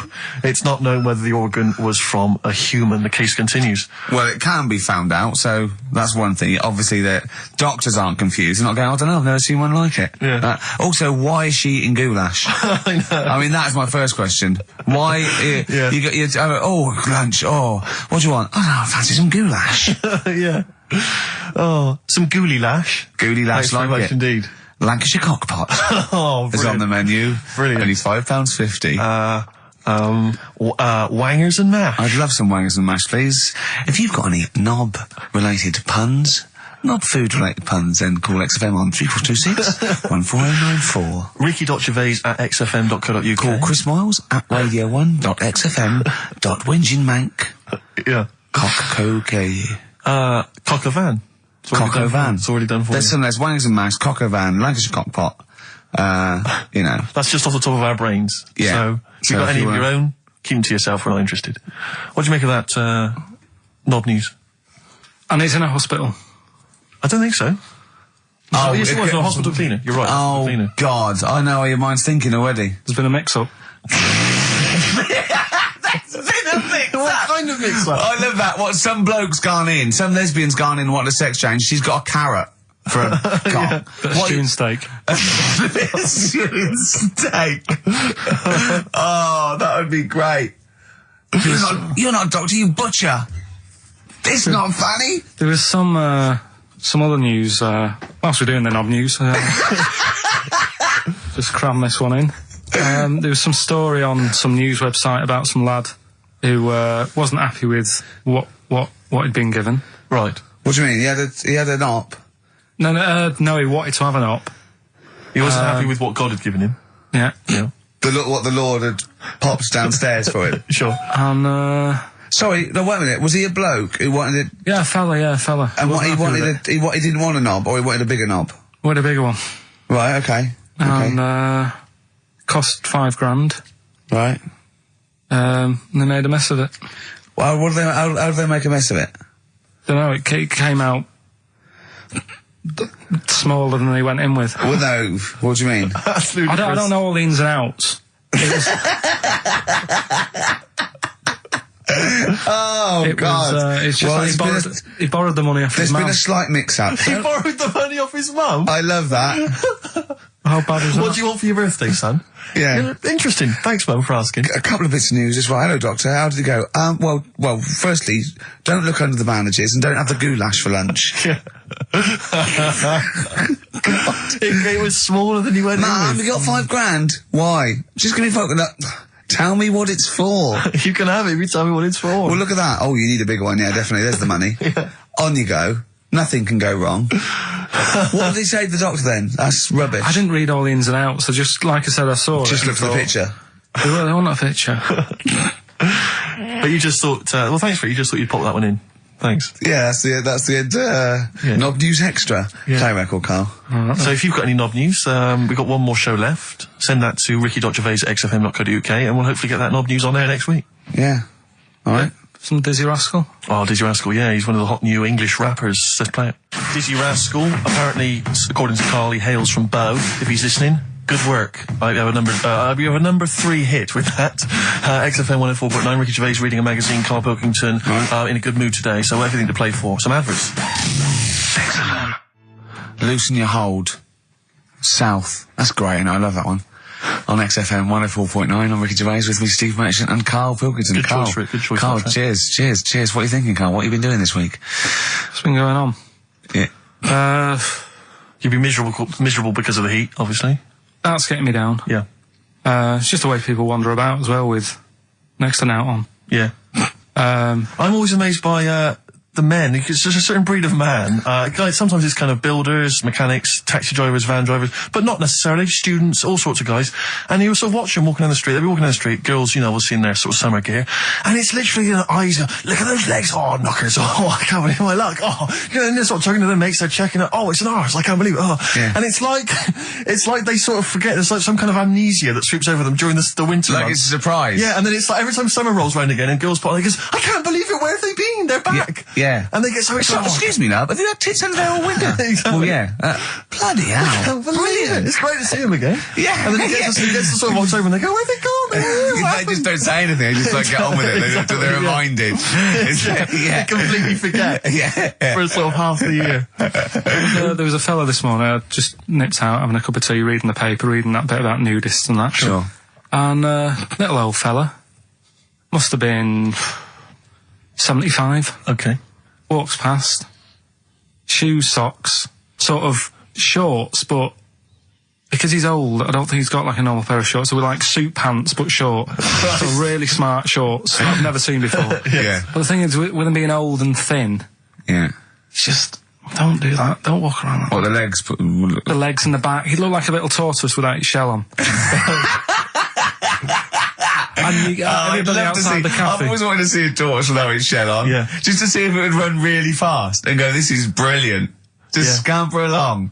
I saw grotesque thing. I think it's Britain's fattest man. I'm not sure. He was huge. I mean, I don't wish him any ill, but so big. It was ludicrous. He was waddling down, Oxford Street and he was, I mean, genuinely, you know, I'm not a big fan of, you know, ginormous people. Rick Waller, for instance, turns my stomach. This guy was twice as big. He was extraordinary. And he sat down on a big bench and literally took up the whole space. And he reached into his bag, he's having his lunch, and he was eating an apple. And I really felt like I wanted to slap him on the back and go, it's a bit late for that, mate. Well, it's probably starting now. He's probably starting thinking that I'm going to make a change. And imagine if you'd have said that. Yeah. And it'd have been awful, wouldn't it? Yeah. He cut it in half, put it between 2 slices of chocolate. I mean, I don't know how you get that. And waited for a pig to come past, shoved it in his mouth. Exactly. Just swallowed it whole. I don't know how he gets that big. And it was like he'd come out to sort of soak up some of the sun, you know. Well, you look better with a tan. I suppose so. Yeah. Yeah. Was he wearing loose black clothes? He was, of course he was wearing That loose works black up to a point. Yeah. And then, you know, it's not fooling anyone. Was it vertical stripes? Yeah. To make it look thinner. Just people sweep past and think it's night. Yeah. That's Exactly. So, Karl. So that's you know, that's been annoying me with the weather and that. Yeah. And then I love the warm weather. Although I can't sleep at night. I had 2 hours in front, just went and lay down in front of the window, in front of the French window, just because it was just too hot last night. But if I can sleep, I love hot weather. I love walking around when it's sunny. It's better for you. People are usually happier in hot weather. The sun is good for you. I mean, it has been hot. I mean, it's 100 degrees. It's probably too hot to work, but... Mental, I can't think straight and stuff. You know your little baldy head, isn't it bad for it? Because it just... Doesn't it get you make your brain a little bit hot? Well, I mean, I'm just got my head on show. What about the nudists? Worry about them before you worry about me. Right? But no, another thing that happened in the week, you know, I've just had builders round, sorting the kitchen out. Yeah, sure. So virtually skint. But another problem happens. Boiler starts playing up. Right.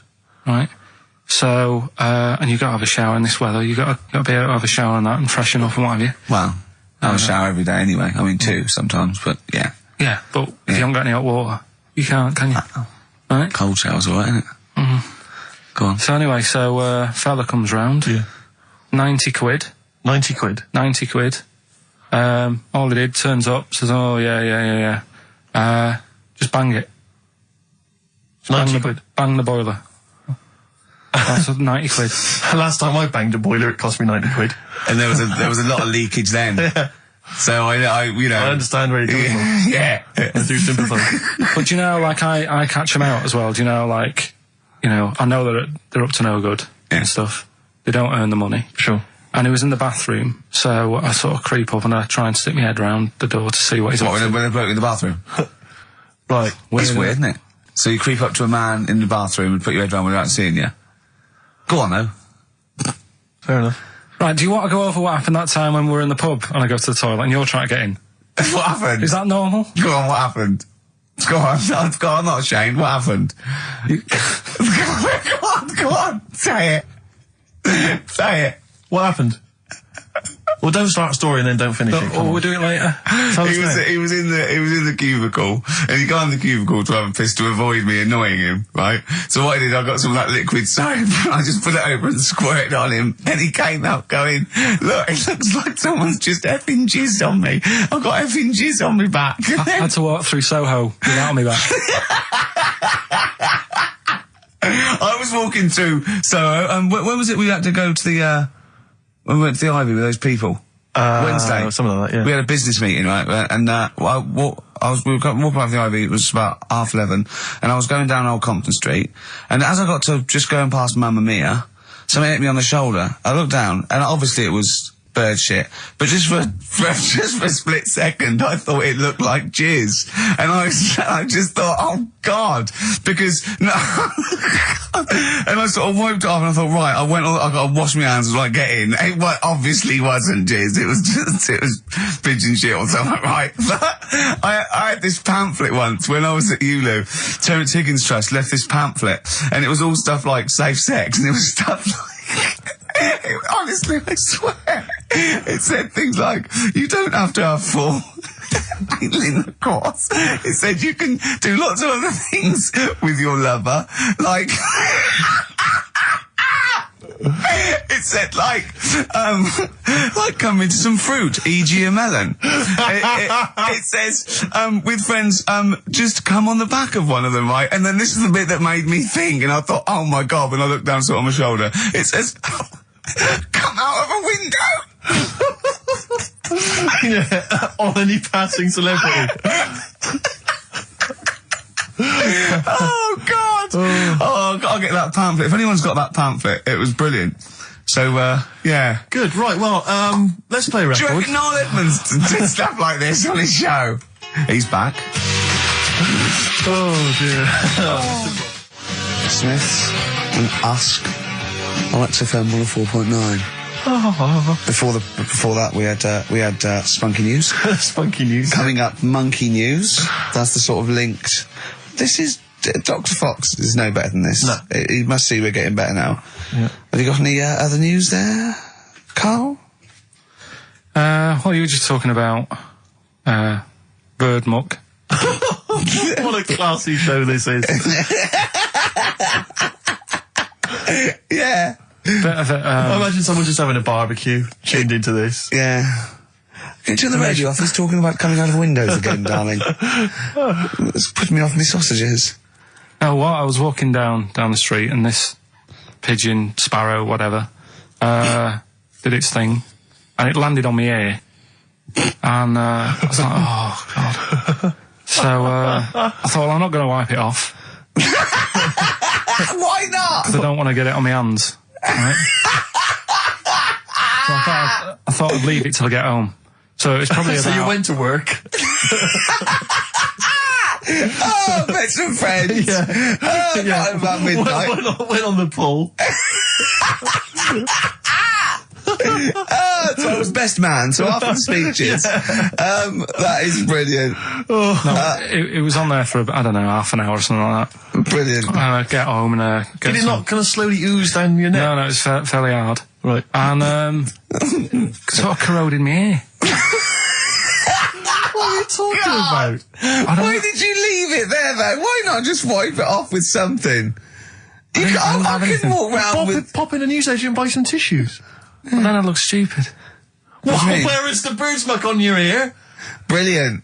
They're all wearing that now. But no, what is it they eat? It's alkaline. No, it's really strongly alkaline, isn't it? Or is it acidic? I don't know. Maybe someone knows. Is bird milk acidic or alkaline? But it's corrosive, yeah. Weird, Yeah. weird. Weird, isn't It it? didn't seep into your brain. Listen, do you want to set up Songs of Phrase? Yeah. Oh, God. If you've not heard the show before... I thought we weren't doing this week. I thought we weren't. No, we'll do it once, right? And then next week's the last one, so we'll do Rockbusters. Leave That might be the last one ever, depending on whether Karl decides to come back in October or not. I'm bored of it. I told you I'm bored of it. Why are you bored with it? I get bored quick with stuff. Yeah. I told Suzanne the other night, how lucky she was, that I haven't got rid of her yet. She's, you know what I mean? Things... You put on a soft music though first, didn't you? You didn't just start getting that right. You know you're a very lucky girl. Sorry? Well, I usually get bored with you and that. Yeah. Oh, dude. You're lucky you haven't pissed off. Yeah. Do you want to open the champagne or what? Well, she was annoyed the other Karl, night. what's that on your ear? Don't worry about it. Where'd you get out? We're walking to the pictures, right? To go and see Bruce Almighty. Sure. Why? And just something to say, innit? Yeah. So you were trying to sneak in the back. So on the way, cutting across Leicester Square, and those fellas who sell roses, he comes over. Do you want one? Do you want one? I said, don't do that. She's allergic to them. Right. So he'd go away. Yeah. She got all annoyed about that. Because she's not allergic to them. Well, she's not allergic now, but they're about £3 each. But the point of that, Karl, is not that she really wants a rose, it's that you're willing to spend £3 on her. Taking us to the pictures. How much was that? That was £8 each. Did you pay for it though? But didn't you ever... If I know you had her dressed up as a small child. Yeah. Me and my son, please. Or you made her sit on your shoulders and wear a long coat. Yeah, exactly. Anyway, listen, Songs of Phrase then. You paid for her to go in and then you went and had a pint while she watched it. Yeah, there's no point in both of us seeing it, but tell me about Tell it, me won't what you? it's like. Oh, right, Songs of Phrase. So let's explain what Songs of Phrase is. You do it. Okay. Oh, really? If you think that Karl is bored with life, then you will be even more bored once you have heard this particular quiz. The gist of it is that Karl has taken a well-known phrase or Well, saying... no, I'll stop you there. Not a well-known phrase. Something that he said once. On this show. Yeah, probably. And he's somehow compiled together a number of different songs which have somehow built up that particular phrase or sentence. If it's anything about Chinese people, Philip Bailey will be involved. That's all I can say. Okay, let's hear it then, Karl.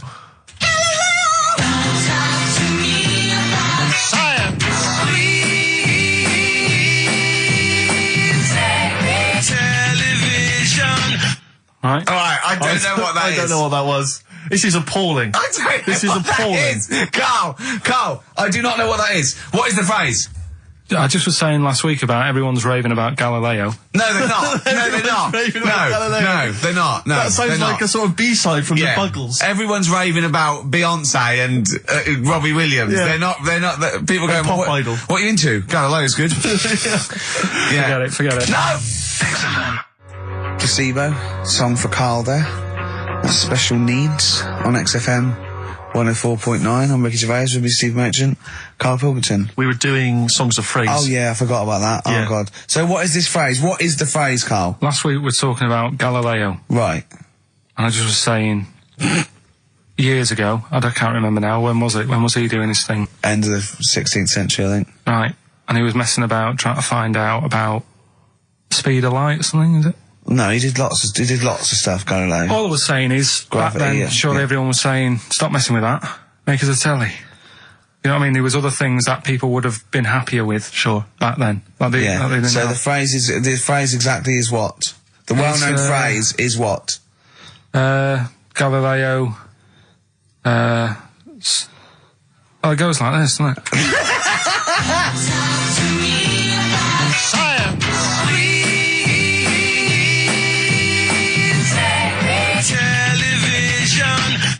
Right. So it's Galileo's stop Talking to me about talking about science. science. Make me television.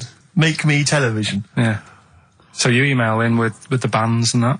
Brilliant. Right, let's... That is rock bottom. I mean, the well-known phrase being Galileo, stop talking to me about science, make me television. As a well-known phrase is one of the weirdest things I've forget cheers out of windows and things like that. That is the weirdest thing I've heard on radio as a competition. Can we have that one next week? Okay, well here are the prizes. If you think, Rick, if you think the quiz has hit rock bottom, wait till I tell you these prizes. No, brilliant. I know that we're very much pushing new music on XFM, and it's an alternative music station, so you'll be pleased that we're giving away now That's What I Call Music 55, featuring the likes of Busted and Daniel Bedingfield. Brilliant. You really know how to cater to our audience, don't you? The best dance album in the world, that includes DJ Sammy, Scooter, and Liberty X on there. So I look forward to that. Yeah. This is not so bad. Nick Cave and the Bad Seeds, a live DVD of a, a performance, and some, pardon me again, but, anyway. That basically sums up the prizes. So, I won't tell you the rest, they're all monotonous. But, anyway, I think those crisps, Rick, have gone down the wrong way. Although I was eating goulash earlier. Sorry. I'm fine. So anyway, yeah, that's some of the prizes. And you can win some tat. So, if you can identify these artists. The well-known phrase, Galileo, stop talking to me about science, make me television.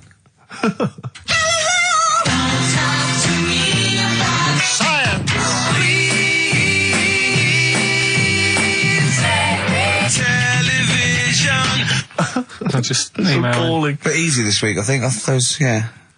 Play a record, Karl. I mean, it's ridiculous. Ricky.Gervais at xfm.co.uk. The Pixies. The Pixies on XFM 104.9 Holiday Song. He's talking about people coming round and just banging the boiler and charging 90 quid. I think it was last Christmas. We had a dripping tap, right? And it started off just dripping a little bit. And then after a couple, I thought, we'd get that sorted out. We couldn't actually turn the tap. It was just solid where the washer had gone. And then over Christmas, like a couple days before Christmas, it just started flowing. It was just like on. And I was thinking, this is terrible. It was terrible. It was the hot tap. And of course, the caretaker gone away, everything had been closed down. So I called out an emergency plumber. Christmas, like, he couldn't get it to turn the tap off, right? So he was trying. And in the end, he said, well, what I could do is I could just squash the pipe. Right, cut the pipe and squash it, and then you could change the whole thing. I'm like, yeah, whatever, right, because I can't have this, I guess. So, he said, I've got to go to the van, and he got this tool, came up to squash the pipe. He was only a young lad, right? Wasn't strong enough. So I had to help him squash the pipe. Right. He squashed the pipe, cut it, put a little nozzle on it, just to seal it, right? And I was 180 quid. 180 quid? And I was to say, surely that's half mine. Yeah. I helped it, and I was sort of being sarcastic. When Johnny was there, I was going, how much was that tool? He went, it was only about 9 quid. I went, pays for itself, isn't it? Yeah. And I was going, could I get one of them? He was going, yeah, get them anywhere. Obviously, didn't it? And then he went, I wrote a cheque for 180 quid, and he went, I didn't charge you for the nozzle on the end. I went, no. He went, I said, how much is that then? He said, £2.50. So I can leave you cash for that. £2.50. £182.50. So he hadn't even really sorted the problem out. But what can you do? What can you do? He wasn't ripping me off. That's the prices. Yeah. He's not going to go, I'll tell you what, mate, because you helped me, call it quits. Just buy me lunch. It's not going to happen. Yeah. My mate was locked out of his flat once, and he went out and shut the door behind him, and that was it. And he looked through a letterbox, and he could see his keys, right? Phoned the locksmith, says, look, can you come round? I can see my keys.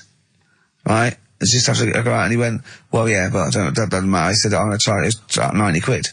And he went, 90 quid? He went, but I can see the keys. He went, yeah, I can get them for you. And he went, and my mate said, you're going to come round, you're going to charge me 90 quid, and you're going to scoop my keys up with a bent coat hanger.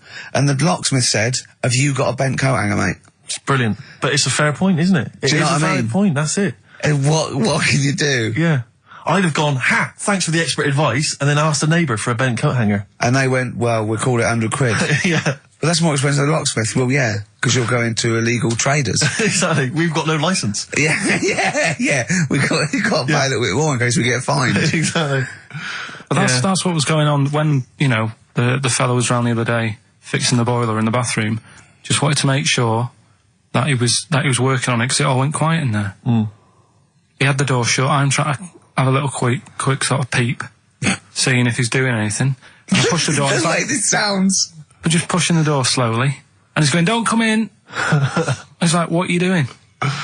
Well, what was he doing? Don't know. But then he's like, 3 down. Probably doing a crossword again. That's what annoys me. The way that, you know, it's all secret. You're not coming in.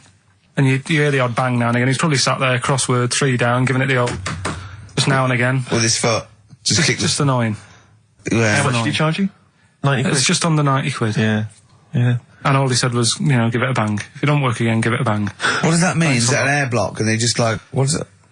I don't know. It's not that complicated. You wouldn't think a boiler's that complicated. It's not like understanding, you know, how a fast breeder works or a computer. It's a big lump of metal without water in it. How can we not know how that... Yeah. We were discussing yesterday, me and Glenn were trying to work out how a fridge works. Right. Pretty cool. Magic? It is the magic comes down the electricals into the frozen peas. That's what I thought. Yeah. Yeah. Can't still talk about... I know it's something to do with the hydrofluorocarbons can exist at much lower temperatures without freezing. So when they enter the fridge, sort of under pressure, as they flow round, because the pressure goes down, they take energy from the It's perhaps a discussion to have in the pub, but not on the air. I still can't figure out... I've never quite understood how a plane stays in the air. It always unnerves me when I'm in a plane. Turning a tap on, getting water. How basic are we going to go? Karl goes walking. Yeah. Yeah. Here's a bit of science for you. Go on. Right.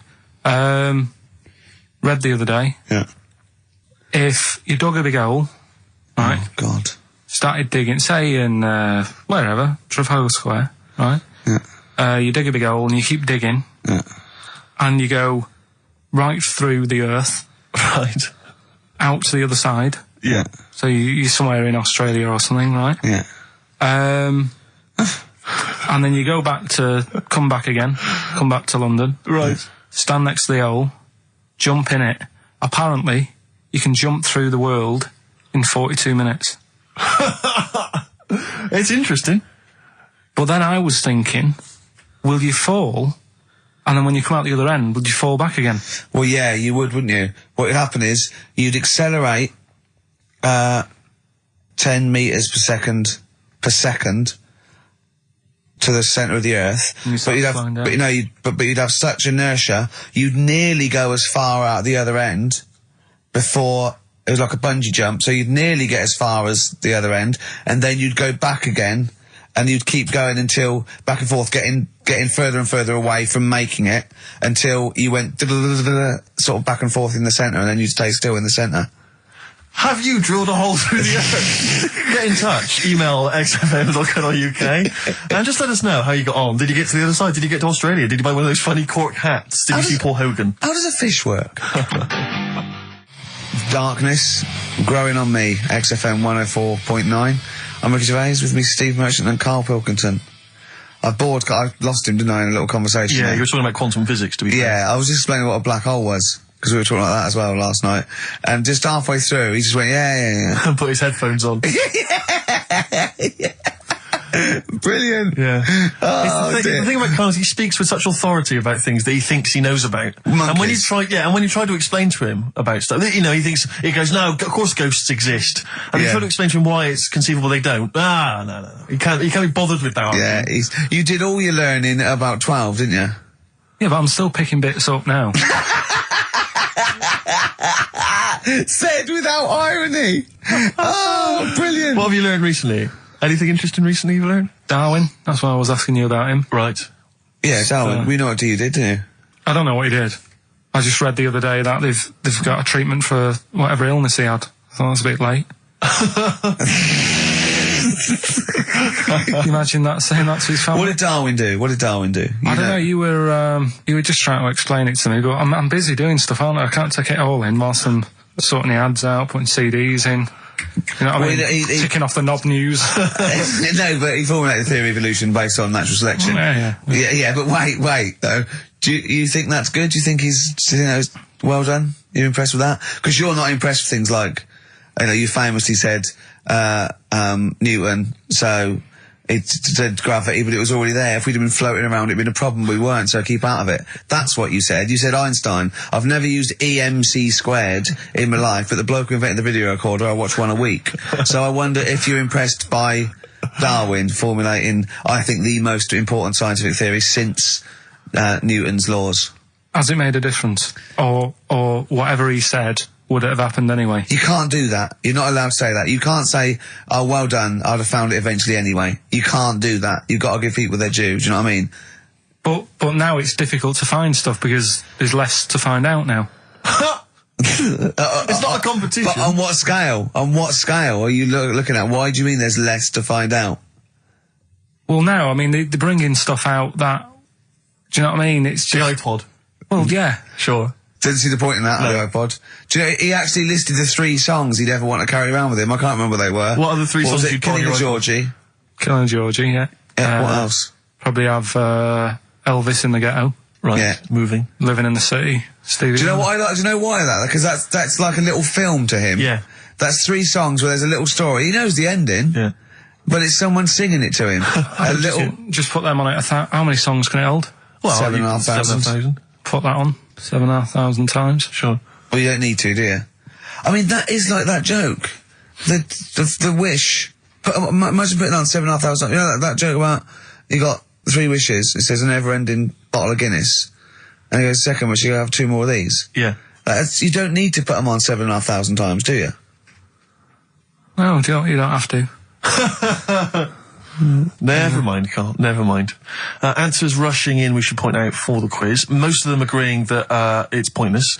Some people have called it... It's songs of phrase, of course. Some people are referring to it now as songs of arse, which is more than appropriate. But you'll be pleased to know that it's ending this week, and next week we've got the return of the even more pitiful Rockbusters. For the last one. That's back for the last one. We perhaps also need your petitions to Karl. If you want us to stay on the air, then you need to petition Karl, giving good reasons why he should stay, why this show isn't boring, or rather why he shouldn't be bored by it. I mean, you're bound to be bored as listeners, but obviously he's running out of steam now. What are you fed up with? You're just fed up with, in general, are you? I mean, you want your Saturdays back, do you? Just want a bit of a life back, that's all. But you don't do anything with your life when you've got it. Why don't you do this instead of, like, your day job? Can't. It's more important than my day job, innit? That's what earns the company money and that. Know what I mean? Well... So... Why don't you do a regular show then? Sack someone who's, quite frankly, not putting in the way. I've done that. I did that years ago. What do you mean? Done it. Told you, I've done a lot of stuff. Boxing, done. Tick. Dancing, done. No, you turned up, the place was shut. Yeah, but... Dancing? When did you do dancing? That's when he went and said, I want to do dancing, and he went along to the place, and it was shut, and that was it. And he said, I didn't do it anymore. That's not doing it, is it? Boxing, he had a fight with one lad, then the lad beat him up, and he didn't go again. Oh dear, it's pathetic. Well, anyway, yeah, so this is basically our penultimate show. Next week's the final, and we're all looking forward to that enormously. Yeah. But that may be it forever then, and this all for one, one for all for one. The Three Musketeers, gone forever. Yeah. I, for one, will be pleased. Oh, I have to get some of these taped, because I like coming in and sort of, Incidentally, Rick, don't be afraid to nick as many CDs as you see fit on that last show. People have already nicked them. No, I know, but just take whatever you want. If that 4 Non-Blondes is still there, isn't it? I think it's still there. Because I don't want that to be nicked. Yeah.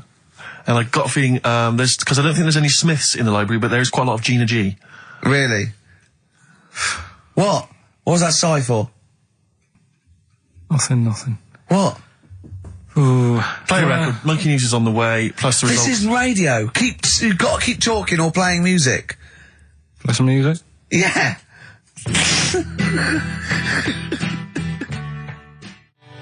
Heart of Gold by Neil Young on XFM 104.9. Pop Idol, of course, begins this evening. I know you're looking forward to it, Rick. Yeah, love it. It's always a joy, isn't it? Especially those early rounds with the mentors. Yeah. Yeah, they are always extraordinary.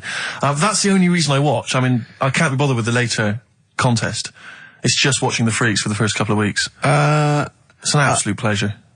Yeah, I sort of like watching the judges. They're good as well. Oh, the judges are good, yeah. I like the fact they've got their little shtick, you know, the special jokes they've obviously written or just waiting to get them in. Yeah. It's just great. But I like when Pete Waterman cries as well. Does he cry? Sometimes, if he's moved by it. He's better than bloody Bobby Daddon. Like it, yeah. Rosie Ribbon made him cry. He just wells up and then... like that. That's good, I like that. He talks a lot of old arse, doesn't he, Pete Waterman? I sort of quite like him, though. I don't know, I find him irritating. Well... It's like he genuinely thinks he's up there with Lennon and McCartney. That's one of the great kind of pop Svengalis of his time. Yeah. And, you know, I don't know, you wrote songs for Sunita. Well, Don't yeah, be that, let's not knock him. There's Foxes on there. True, no, Dr. Fox is a genius. And obviously he can step in if there's any medical emergencies. Rick Waller, you'll be pleased. Now, obviously, as you know, I'm a huge Rick Waller fan. Not only has he got a great singing voice, but he really is a picture, isn't he? No, I know it's a bit harsh. I've said it before, but he does make me a little sick to the stomach when I look at Rick Waller. And to be honest with you, it's his own fault. You know, he went in Celebrity Fit Club, he had a chance to sort things out, and his attitude was wrong, and he didn't trim down. And he's, for want of a better phrase, a bloater, and slightly grotesque. But, you know, he's in the paper this week saying that it was all because of his image. He didn't fit the stereotype of what pop stars should look like, blah, blah, blah, blah. Well, he's disgruntled by this. He's got a great singing voice.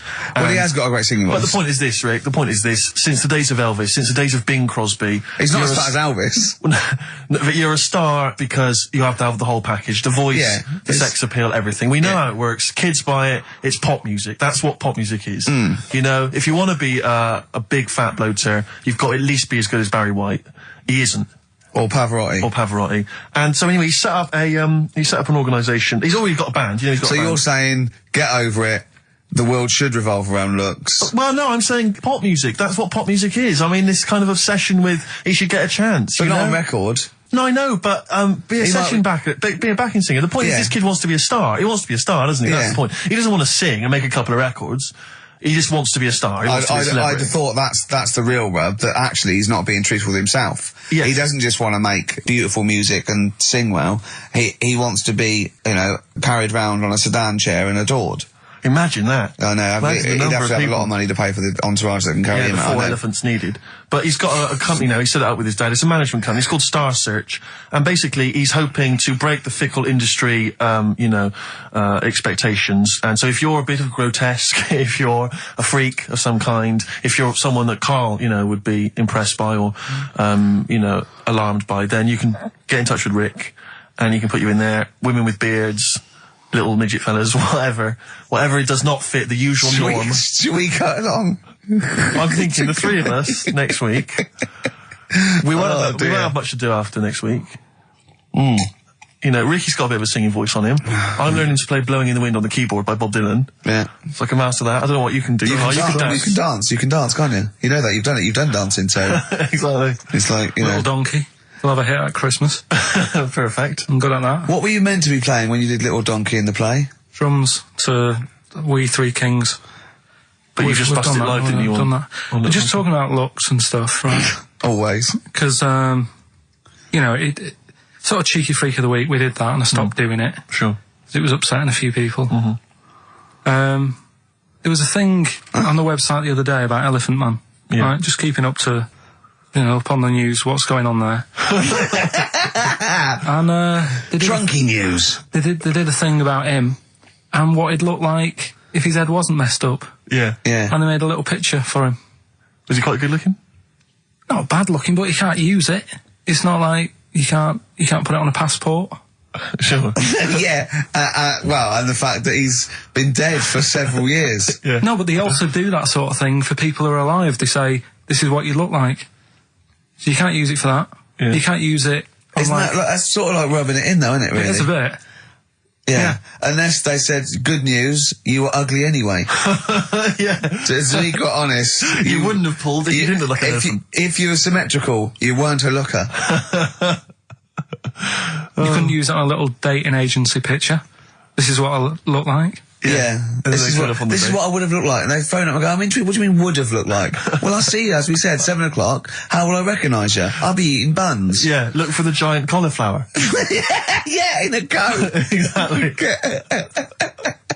I love the fact that you're keeping up to date with what the Elephant Man might have looked like. Yeah, exactly. That is amazing. Karl's news is largely what's happening in around 1880. Yeah, or what might have happened around 1880. No, but it's sad though. Did you watch that thing in the week? That What Are You Staring At program? I didn't know. I couldn't face it. I know what you mean. It was about people who'd had unfortunate deformities. Yeah, and it was really sad. I suddenly felt bad about some of the stuff we'd talked about and what have you. Because Can I just say something? Like that's quite a nice thing to say. I was suddenly felt bad about some of the things we talked about. Should we go over what we've discussed today?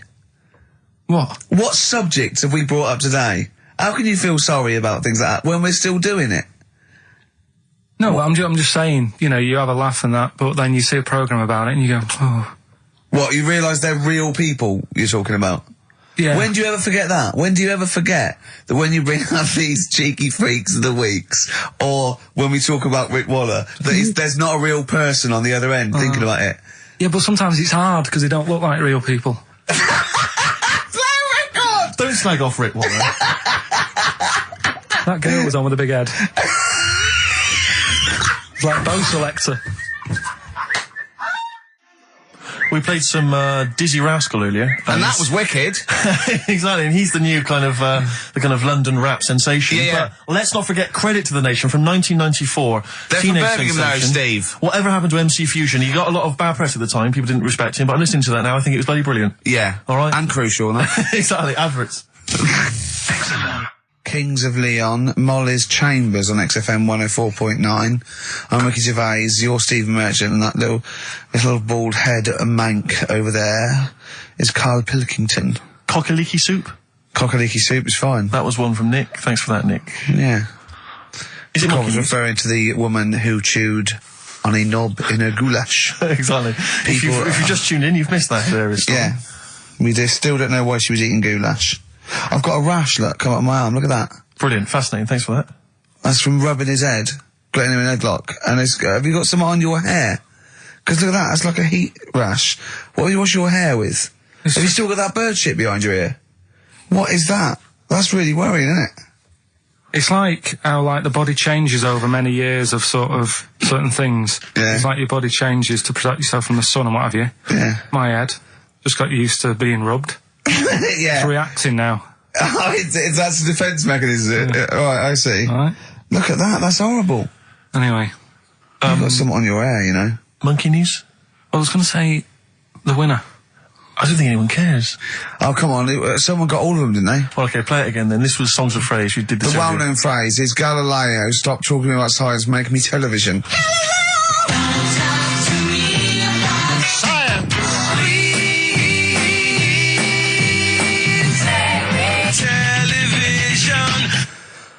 The most convoluted, banal quiz on any radio station ever. I mean, I'm including Moyles, Chris Evans, do you know what I mean? Simon Bates. That's worse than anything they ever did. Apparently, Channel 5 have bought the rights. Anyway, what were the answers, Karl? We had Queen in there, Altered Images, Thomas Dolby. Yeah. Beatles, Aretha Franklin, and Red Hot Chili Peppers. Well, extraordinarily, Tracy and John Burton from Colchester and Essex got all of those right. Why they would want the prizes, I've no idea, but good luck to them. They can enjoy those at some point. God bless. Okay, Monkey News? Do you want a bit? Yes, please. Play the jingle. This rash is weird. Oh, chimpanzee that Monkey News. Right. Right, they were filming a documentary, right, this telly company. Yeah. Doing a documentary. Who? Which one? Don't know. No, what was the documentary about? About monkeys. Yeah. Where was it? Africa. Right, when was this? I haven't got a date. Okay. Recently though, since the advent of television, obviously. Yeah. Yeah. Actually, a bit of extra monkey news if you want it. Okay, always. Do you know the Monkey News Extra. Go on. Do you know the Halfords ads? Halford's ads? I don't think so, no. What happens? Halfords, they've you know, they sell nuts and bolts and stuff. Right. They were using monkeys in the ads. Okay. Yeah. And what happened? Don't they sell bikes, Halfords? Well, mainly. Bicycles and motorbike stuff and that. Okay, so they're using monkeys in the advert. What happened? I can't handle it. What? I can't do this. Look at him. Look at him. I don't care what he's doing. Well, basically, right, they've, there was a load of hassle because they were using these monkeys in this Halfords advert. Yes. Right. And what happened? Get to the point. It turned out it wasn't a problem because they were mechanics in the first place. What, they were monkey mechanics? Yeah. What are you talking about? Mental. What are you talking about? That's not a story. Right, anyway, listen, let's get back onto They were mechanics in the first place. Right, listen. Right, so they're making this documentary. Right? And stumble across a little gang of Come on! Get on with it, please. Little gang of monkeys. That's Yes. the first time I've ever laughed. I'll hear that. I know. Well, brilliant. What do you want, a cake? Come on. Can we play a song? Oh, I don't understand what is wrong with you, you freak. It's making me laugh. Just tell us the story. All right then. All right. So anyway, right. So there's this documentary being made. They found a little gang of monkeys. Right, play a song. I don't know what's going on here. I apologise. It's just if you were looking forward to monkey. Got to hide your love away.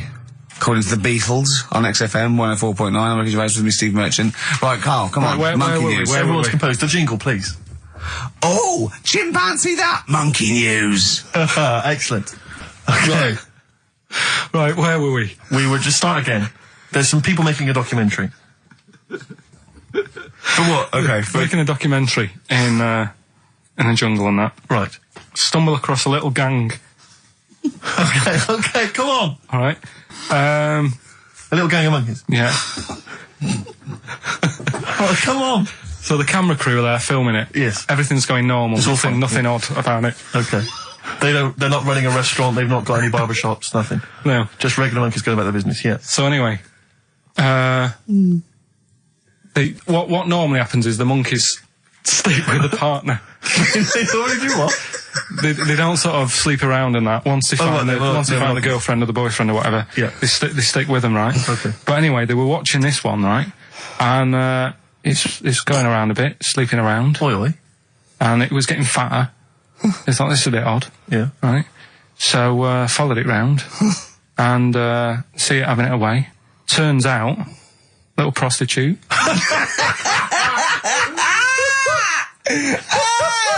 Oh, God! It's a little monkey prostitute. And it was getting fatter because it was charging them bananas. What a load of old rubbish. It's charging them bananas! What was it, a boy or... It was a... Woman. Little woman monkey. That's the most extraordinary monkey news I've ever heard. Oh! That is genius! Has this documentary been televised? I don't think it's been on yet. No. And that's all the information you've got? Yeah. And is that's one banana for everything? Now, half a banana is for... Just oral. A paw job. Right. If you want full-blown monkey sex, it is 2.5 bananas. Sure. So, Let's just play a song. let's just play... All right, well, this is our penultimate show, so we're back next week. We're going to make it a barnstormer, I'm sure, lads. I want 100% behind it, 110% next week. All right, none of this giggling, none of this infantile giggling, like two schoolboys. Right. All right, we're going to come back, we're going to have some quality monkey news next week. We're going to have all kinds of treats, I would have thought. Okay. Some great prizes. All right, are we okay? Yeah, We're all best show. behind that? Let's make next week the best show ever. Good luck. If you miss it, then you miss out. We're ending with a track from a couple of years back. I think it was 92, 93. Dinosaur Jr. Start Chopping. Play that. Start playing. Forget start chopping. Start playing. All right. All right. See you next week. Yeah. 1:05 then, already, over Saturday. So I'm Ricky Gervais. That was Placebo, yeah, with special needs, which brings me to my next point. With me, Karl Pilkington. Carl Pilkington, there he is. Steve Merchant, 104.9. That's it. We're back then. Well, for one last time. Well, it's certainly the end of the season. We're away for at least, you know, 2 months we're doing the Office special, and possibly forever, depending on whether Karl decides he wants to carry on with this. Because, I mean, we do this for fun. We don't need to do this. We don't need to do this for, you know, money, obviously not. The kind of money you're earning, Rick, you do not need to do this. I don't need to. It's quite honestly beneath me. Yeah. You know, we don't need to do it to further our career because it's embarrassing being Didn't on your accountant XFM. say, do not even bother cashing those XFM checks? It's not worth your while. No, it's not. Yeah, the time it took to sign them, Exactly, it wasn't worth it. So we do this basically to ridicule Karl on a large sort of platform. I say large platform. Yeah. Yeah, XFM. No other radio station will have us. It's roughly the same as standing up in McDonald's. I and imagine so. ridiculing. But of a lunchtime though. Yeah, yeah. Or so- when it's just the cleaning staff mopping up. Yeah. So, and if Karl doesn't come back, he's breaking up the three-way partnership. He's very much forever. Sting, isn't he? Yeah. Like, what, 1986, 87? Exactly. You know? He's going to go off and sort of make some quite poor, sort of jazz-inflected white man soul. Yeah. And leaving us to, you know, go about our business. Play pizza places. Exactly, yeah. Yeah, well, I'm going to go into sort of maybe writing say, Dad, soundtracks. why can't I be in the CIA? Yeah. You don't know anything about it. You're a drummer. Yeah, yeah. So we'll have to see. I mean, do you think anyone cares? I wouldn't have thought so. Because I think if someone was interested in having some good chat and some great laughs, they'd spend more time with their friends. Yeah. Or listen to another radio Or station. listen to a decent radio John show. I Ross think or something like that. Yeah. they listen to XFM for some music to have on in the background that's loud enough so they can hear it while they're hoovering. Yeah. I don't think our fans hoover. Well, true. I think true. you've got to have... Or shoot up, whatever. I think you've got to have a house yeah, to hoover. I'll tell you what I do want, though. Some great music. They do indeed. They'll be saying, since you've been gone. See that? That's the sort of link I can do Quality. if we stay If you together. could cut out all the other drivel you speak, you'd be great on Magic. Oh, yeah. You've got to have... Come on. I know, you've got a rainbow something, haven't Rainbow. you? You got a rainbow something. Oh, it's Rainbow. Well, I mean, for the last show, that song had everything. It's got 2 guitar solos. Yes. It's got a key change. It's got Bad Grammar, Since You've Been Gone by Rainbow, and that's for Camfield, the Prince of Rock. Yeah. He's going to be the king when Vance, you know, just hands over his crown. Yeah. And you've still got that on XFM, so, you know, don't worry about us going, oh, you weren't? Oh, okay then. No one cares. No one cares. This is our last show. Let's make it a good one. Let me give out the email address because I imagine there's going to be a flood of emails Saying, demanding we please, stay. Carl, keep the team together. Yes, it's jono.coleman. Coleman's not a team. He's just a big lad. Yeah. Right, come on. What do you mean, come on, I've got nothing. Ricky.Gervais. Oh, Ricky.Gervais at XFM. Or Karl.Pilkington, because you can do it throughout the week. You can do it throughout the 2 months. And what's the phone number for XFM? 0207. Is it 766 6000? And then just ask people through the car and leave a message on his voicemail. Yeah. So email him a lot. 0207 766 6000, I think, and just ask for Karl Pilkington. Yeah. Little Karl Pilkington, little baldy mank twit. And say, please stay. Yeah. Please stay. Karl, say something then. How are you, It's your mate? last show. Say hello. What are your feelings, Carl, so far? I mean, are you cheerful? Are you upset? Not at all. No? Can't wait for 3 o'clock. So it was interesting how Ricky was saying he only does it for the fun. I haven't even got that bit. Yeah. I am paid peanuts to work Saturdays, which wrecks me weekend. Pay peanuts, you get monkeys. I have no fun. Yeah. Right? You having a laugh. And what people You forget love is- this. You love this. You love me coming in and having a little chat beforehand and after. Yeah, but that's the funny thing, and listeners just think, why does he get so moody about it, having Ricky annoying him just on a Saturday? Yeah. It's not just of a Saturday. Why? It's in the week as well. How do I annoy you? How do I annoy you? Daily How annoyance. do I annoy you, Karl? So you can't, if you be specific. See? The first thing that springs to mind, when I'm trying to work with Steve before saying, come on, let's, find some interesting stuff to talk about, I think you were playing the accordion in the air. Was it the accordion? Oh, it doesn't really matter. They get the idea. Although I can't play the accordion, so it wasn't very good, was it? Where did you find an accordion? I was one out there, right? And then Next to the drum kit he started playing with. then I had a loudspeaker and I put the accordion, put the loudspeaker. Then it loud, those loudspeakers. They're amazing. My question is this, Carl. Do you honestly think that's going to stop just because we're not on air anymore? He's not going to see you on a Saturday, so he's just going to come in even more often. Yeah, I can just drop He in. won't bother me as much, though. I think he will. And he'll have his fob taken off him, so he won't be able to just wander in. Of course I won't. So What? They're not. Do you think they're gonna? Of course, they're gonna let Ricky Gervais walk in anytime they want. Yeah, I might come in, might do a few trailers, might hang out, you know, with Andrew, going, "Hey, Andrew, how's it going?" He go, "Yeah, we're having a bit of trouble. What do you think?" I say, "Lose that off the playlist. Put that one on. Sack them. Yeah. Let's have a little bit of feeder. Yeah, that's what we want. Yeah. Feeder. Forget about tomorrow. At least we're here today, Steve. The three of us for an hour and a half more. The last time ever, possibly. It's up to little baldy head Mankey. Well, Karl Pilkington. a number of emails, Rick. This is from Matthew Davis. I think he very much captures the mood of the email public. His email is just simply titled, "Go, in the name of God, go." It says, "Why wait till 3? Why not leave immediately and stop subjecting us to this abject misery?" Well, Karl did once when he had to get a train. Of course. So that's never happened on radio before. But who knows? I mean, stay tuned. We might shoot off at 20 to 2. Or we might get better. We might get better. We might get better because we've done a bit of planning, because I got Karl round last night. Really? To do some planning of the show, didn't I? And so we've Yeah, I thought you were going to be there, Steve. No, I wasn't talking about it. Yeah, well, I called him up and said, "Why, what we're doing?" He said, "Well, you can come round and, you know, have a chat, maybe get some ideas and that for tomorrow." So I said, "Is Steve there?" "Yeah, Steve will be coming." Yeah. So, go round. It's close, next to his flat. The pub couldn't be closer. Yeah. Alright? Yeah. Unless there was sort of spirits and that in the lift, they couldn't have got closer. Yeah. Right? I turn up, you're not there. No. He's lied. Yeah. Yeah. Right, Well, I so- knew you wouldn't come out if it was just like you thought I was going to muck around. I had to pretend it was work to get you out. So, you weren't there, Steve. No.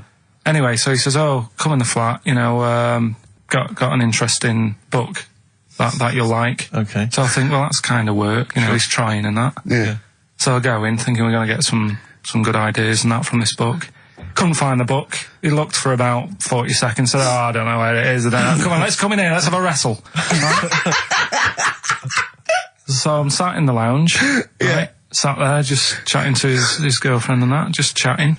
He comes wandering out in his underpants. Yeah. Well, I was comfortable, yeah. I don't know if you were comfortable because we were sort of pulled up But yeah. right between the crack. Right. Looked like, okay, probably like a gay sumo wrestler. Yeah. And I did a little dance for you, didn't I? Because there was MTV on and I was doing a little dance. Dancing to Elton John's new one.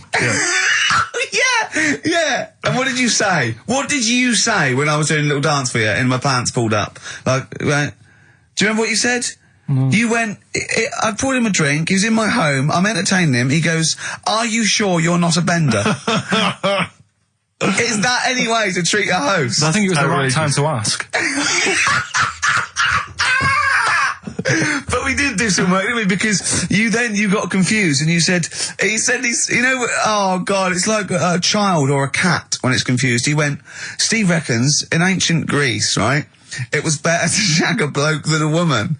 And I went, "Well, yeah. I mean, that's about the male being sort of a first-class citizen. Much better, wasn't it? An aspiration the to sleep with a beautiful man than a beautiful woman." Women were lower-class citizens, so therefore men were seen as higher class. So to have sexual relations with a man there was no shame in that. No. In fact, it was looked upon. And I as a said, good "Well, you know, ancient Rome." I said, even Nero, he'd sit in his big jacuzzi and he used to get, you know, pretty boy men to go into the water and just nibble at his testicles while he was having a wash. He didn't do that. He did. No. Yeah. And he's not a gay fella. No, well, no. I mean, you know, I don't know about Nero, but I mean, it wasn't a case of a big delineation between what was heterosexual and what was gay. It was just, you know, whatever you... So what did this fella do then? This one who's having his... Well, he was pretty much top boy, Nero, for a while. He was in charge.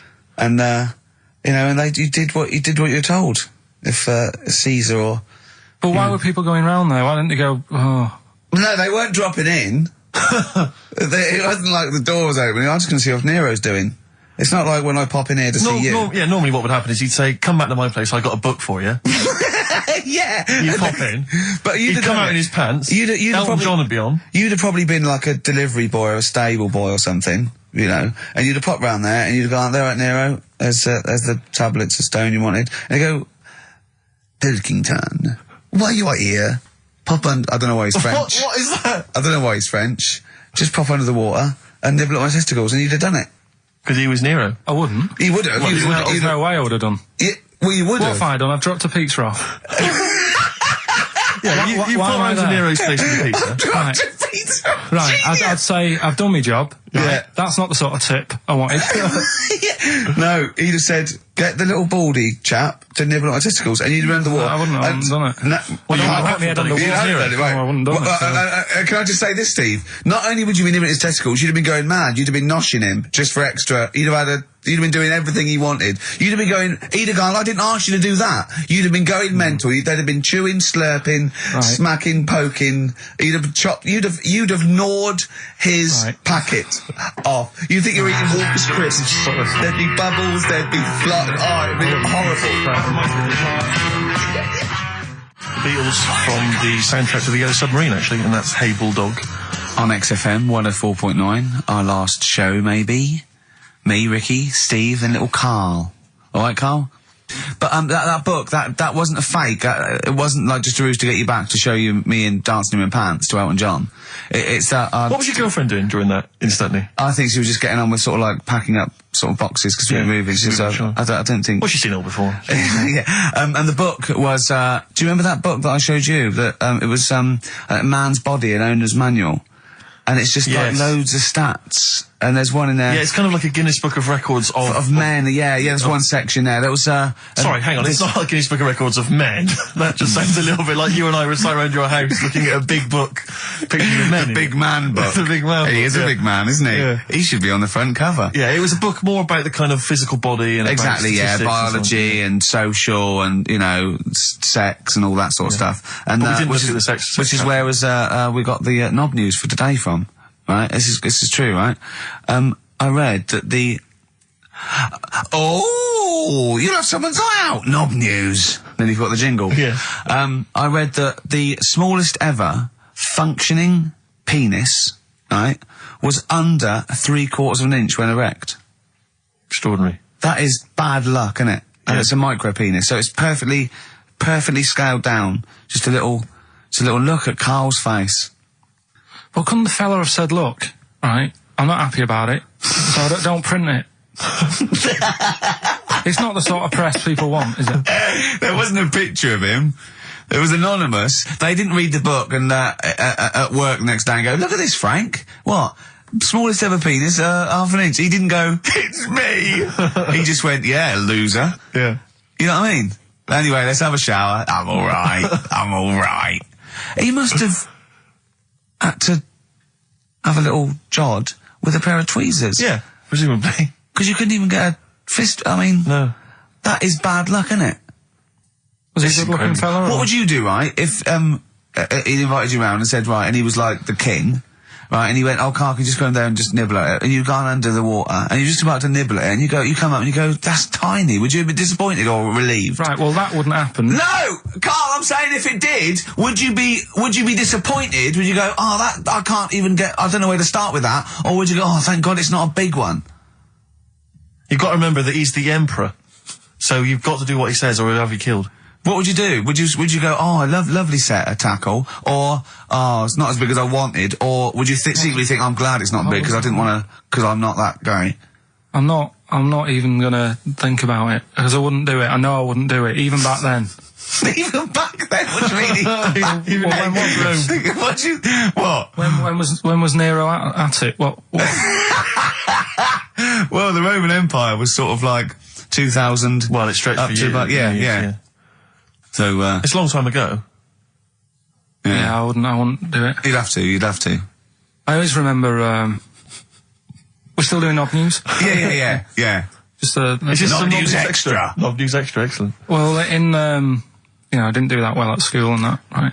But we had biology. Mm-hmm. And I didn't take much of it in, but there was one day when it was about, knob news and stuff. Sure. And it was all about how, blood, is what makes... Engorges Yeah. the erectile tissue. Sure. Yeah, it was all about that. And there's this girl in our class called Paula, right? We were sat there watching it, and she fainted. You just heard her go, oh! And she hit the floor, right? Because we were all sat on top of the desk watching this. Right, I wasn't that interested in that. No. I wasn't looking at it and that. But Paula, right? She fell over. And the funny thing was, right? What was it? A video? Yeah, a video of like this flood. Yeah. Doing the business to this fella's member, right? And she fell over, like, and everyone's like, "Oh, what's up with her?" And the teacher was trying to like wake her up and give her water and that. And it was really weird because then the nurse came in, and yet this video was still playing. And the nurse came in, "What happened? Well, have you seen this?" Yeah. And you could hear, like, you know, then it was going on to, like, sex education on the video. It was all done from start to finish. What happens, da-da-da-da, and by the end, and she was still out cold by the time it got to, like, and then they had a baby. Yeah. Yeah. Right? And that just reminded me of it. So it seems to me that was her sex education class. She fainted when the penis got erect, and when she woke up, a baby was born. That's probably what she thinks happens. She's wandering around now. And the whole class just missed out a bit because they saw someone if she's ever faint. with a bloke and he gets an erection, she just goes, "Oh no!" Well, that's it. She was a bit of a class tart, really. That's why everyone was like, "What's up with her?" Carl. No, but she was. Everyone was like, "What's up with her?" It's not as if she's not seen it before. But just reminded me then. Weird. But anyway, yeah. So I wouldn't. Anyway, let's leave Nero aside. Yeah. The other thing in this, should we play a record and come back? There's another interesting fact. There is some extraordinary facts in that. Yeah, we'll do more facts. We're running over. It won't be knob news. It won't be knob news. There'll be all different types of news. Libertines, don't look back into the sun. On XFM 104.9.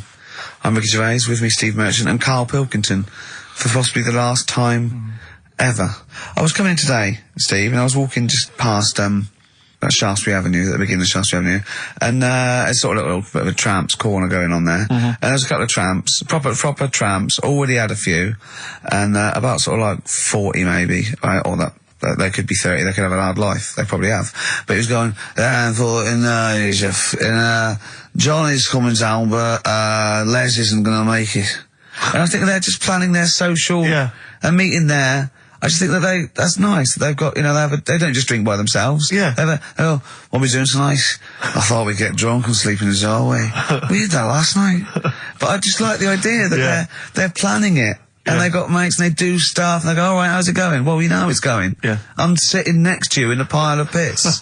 You know how it's doing." I was also thinking, do you think they ever wake up, like, before they've had anything, like 9 o'clock and go, I was pissed last night. Yeah. Oh. You were talking absolute rubbish. What was I doing? You were just going, you were just shouting at cars walking in the street. You were joking. Was I really embarrassing? Yeah. Well, you were pretty drunk. I'll tell you this, I'm never going to do that again. Oh, but at least I didn't make a pass at Dirty Agnes. Oh, God, what did I do? You were just going, just love the idea they have no little conversations and that. I go, I imagine one of them going, "I'm not coming out tonight, I've got no money." Nor have we yet. I'm just going to go and dance. Just go and dance outside McDonald's. Seriously, I only made 18p to go. You know, because I've always had a soft spot for the homeless. But do you remember that time I was walking over to yours once? And, see, there's the homeless people, there's those ones that they try to retain a certain dignity. They won't just come up and ask you for money. They'll come up and maybe try and start a conversation before introducing the fact. The fact that what you despise and annoys you is the thing they're trying to hold on to is a little bit of pride. I know. And what do you want them to do? Well, just be crushed in a skip, going, just give me some money, look at me. I just think, come out and say it. You know, come out and say it, but don't try and fool me, because sometimes I feel like I've been tricked. I get annoyed because I feel like I didn't see you coming. You came out of left field, you know. Sorry, I didn't know you were a tramp. I imagine the fact that they're bare-chested, apart from a blanket with their hand out, covered in sores, and no teeth, is a clue that they're probably not really. This was one of those ones, you sometimes see them, the ones, they're slightly older, and they've got a full suit on.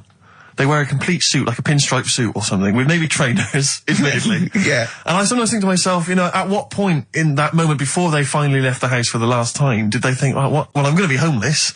I want to look good if I'm going to be homeless. I'm sleeping rough. But it does happen quickly. It sort of happen. It can happen in a matter of days or weeks. Anyway, listen, I'm not begrudging the fact that he asked for money. That's fine. I just felt a little bit annoyed because I thought he was an ordinary person. Right. And he came up to me and he said to me, go on. And he said to me, "Excuse me, mate, have you got the time?" And I said, whatever, 3:10. And he went, "Have you got any money?" And I knew then, I was annoyed. And it annoyed me because I thought, I should have known straight away. I mean, a homeless person, you know, I sensed it straight away. Yeah. Excuse me if you got the time. I wanted to say to him, where have you got to be?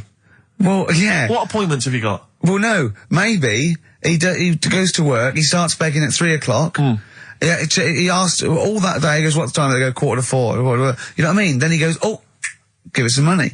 It's 3 o'clock. Right. Maybe he has the mornings off. It might have been his day off. He was doing half day or, you know, shift work. Yeah. He might, you know what I mean? You never know what shift But they're I just on. think when you see those people from shelter or from famine relief in the street, they've got to wear those little things over their clothes that say where they're from, or at least some kind of name tag. Yeah. So you know when you're stopped by them, you know what to expect. They got a clipboard. I know. These homeless people who come out of there, they look like regular people. They come lurching out like zombies. You go, oh, you think that's an attractive woman? She's just come over. Oh no, look, she's got a dog on a piece of string. I know, yeah. I just think they've got to come out with it. They should just come out with it. Just be honest. Be proud. Those people, the thing sometimes annoy me, is where they stand right in the middle of the pavement.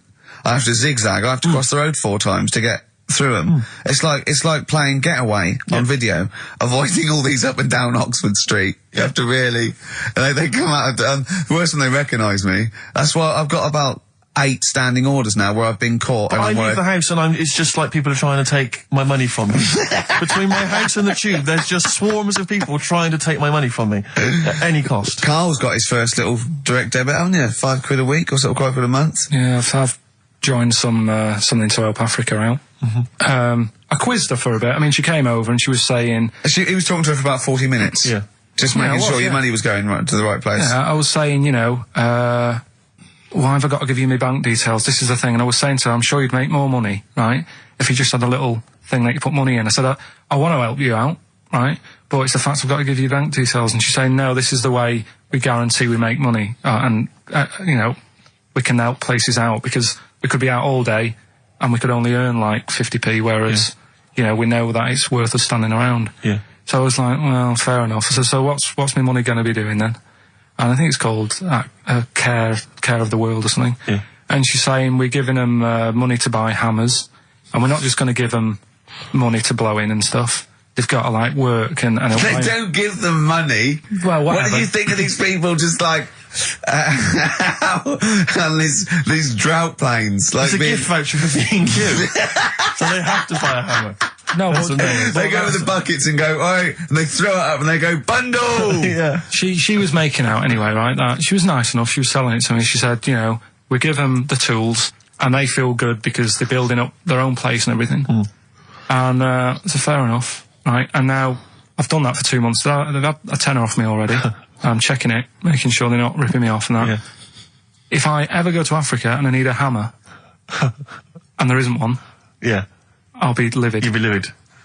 Because, you know, it is a lot of money. Sure. Every month, £5. Yeah. And, you know, you're talking about people hassling you and that in the street. I actually moved flat. The last flat I lived in, I moved from there because of the hassle. That was, it was a high street, and you couldn't, like you were saying, you'd nip out for a loaf and spend about 40 quid. Yeah.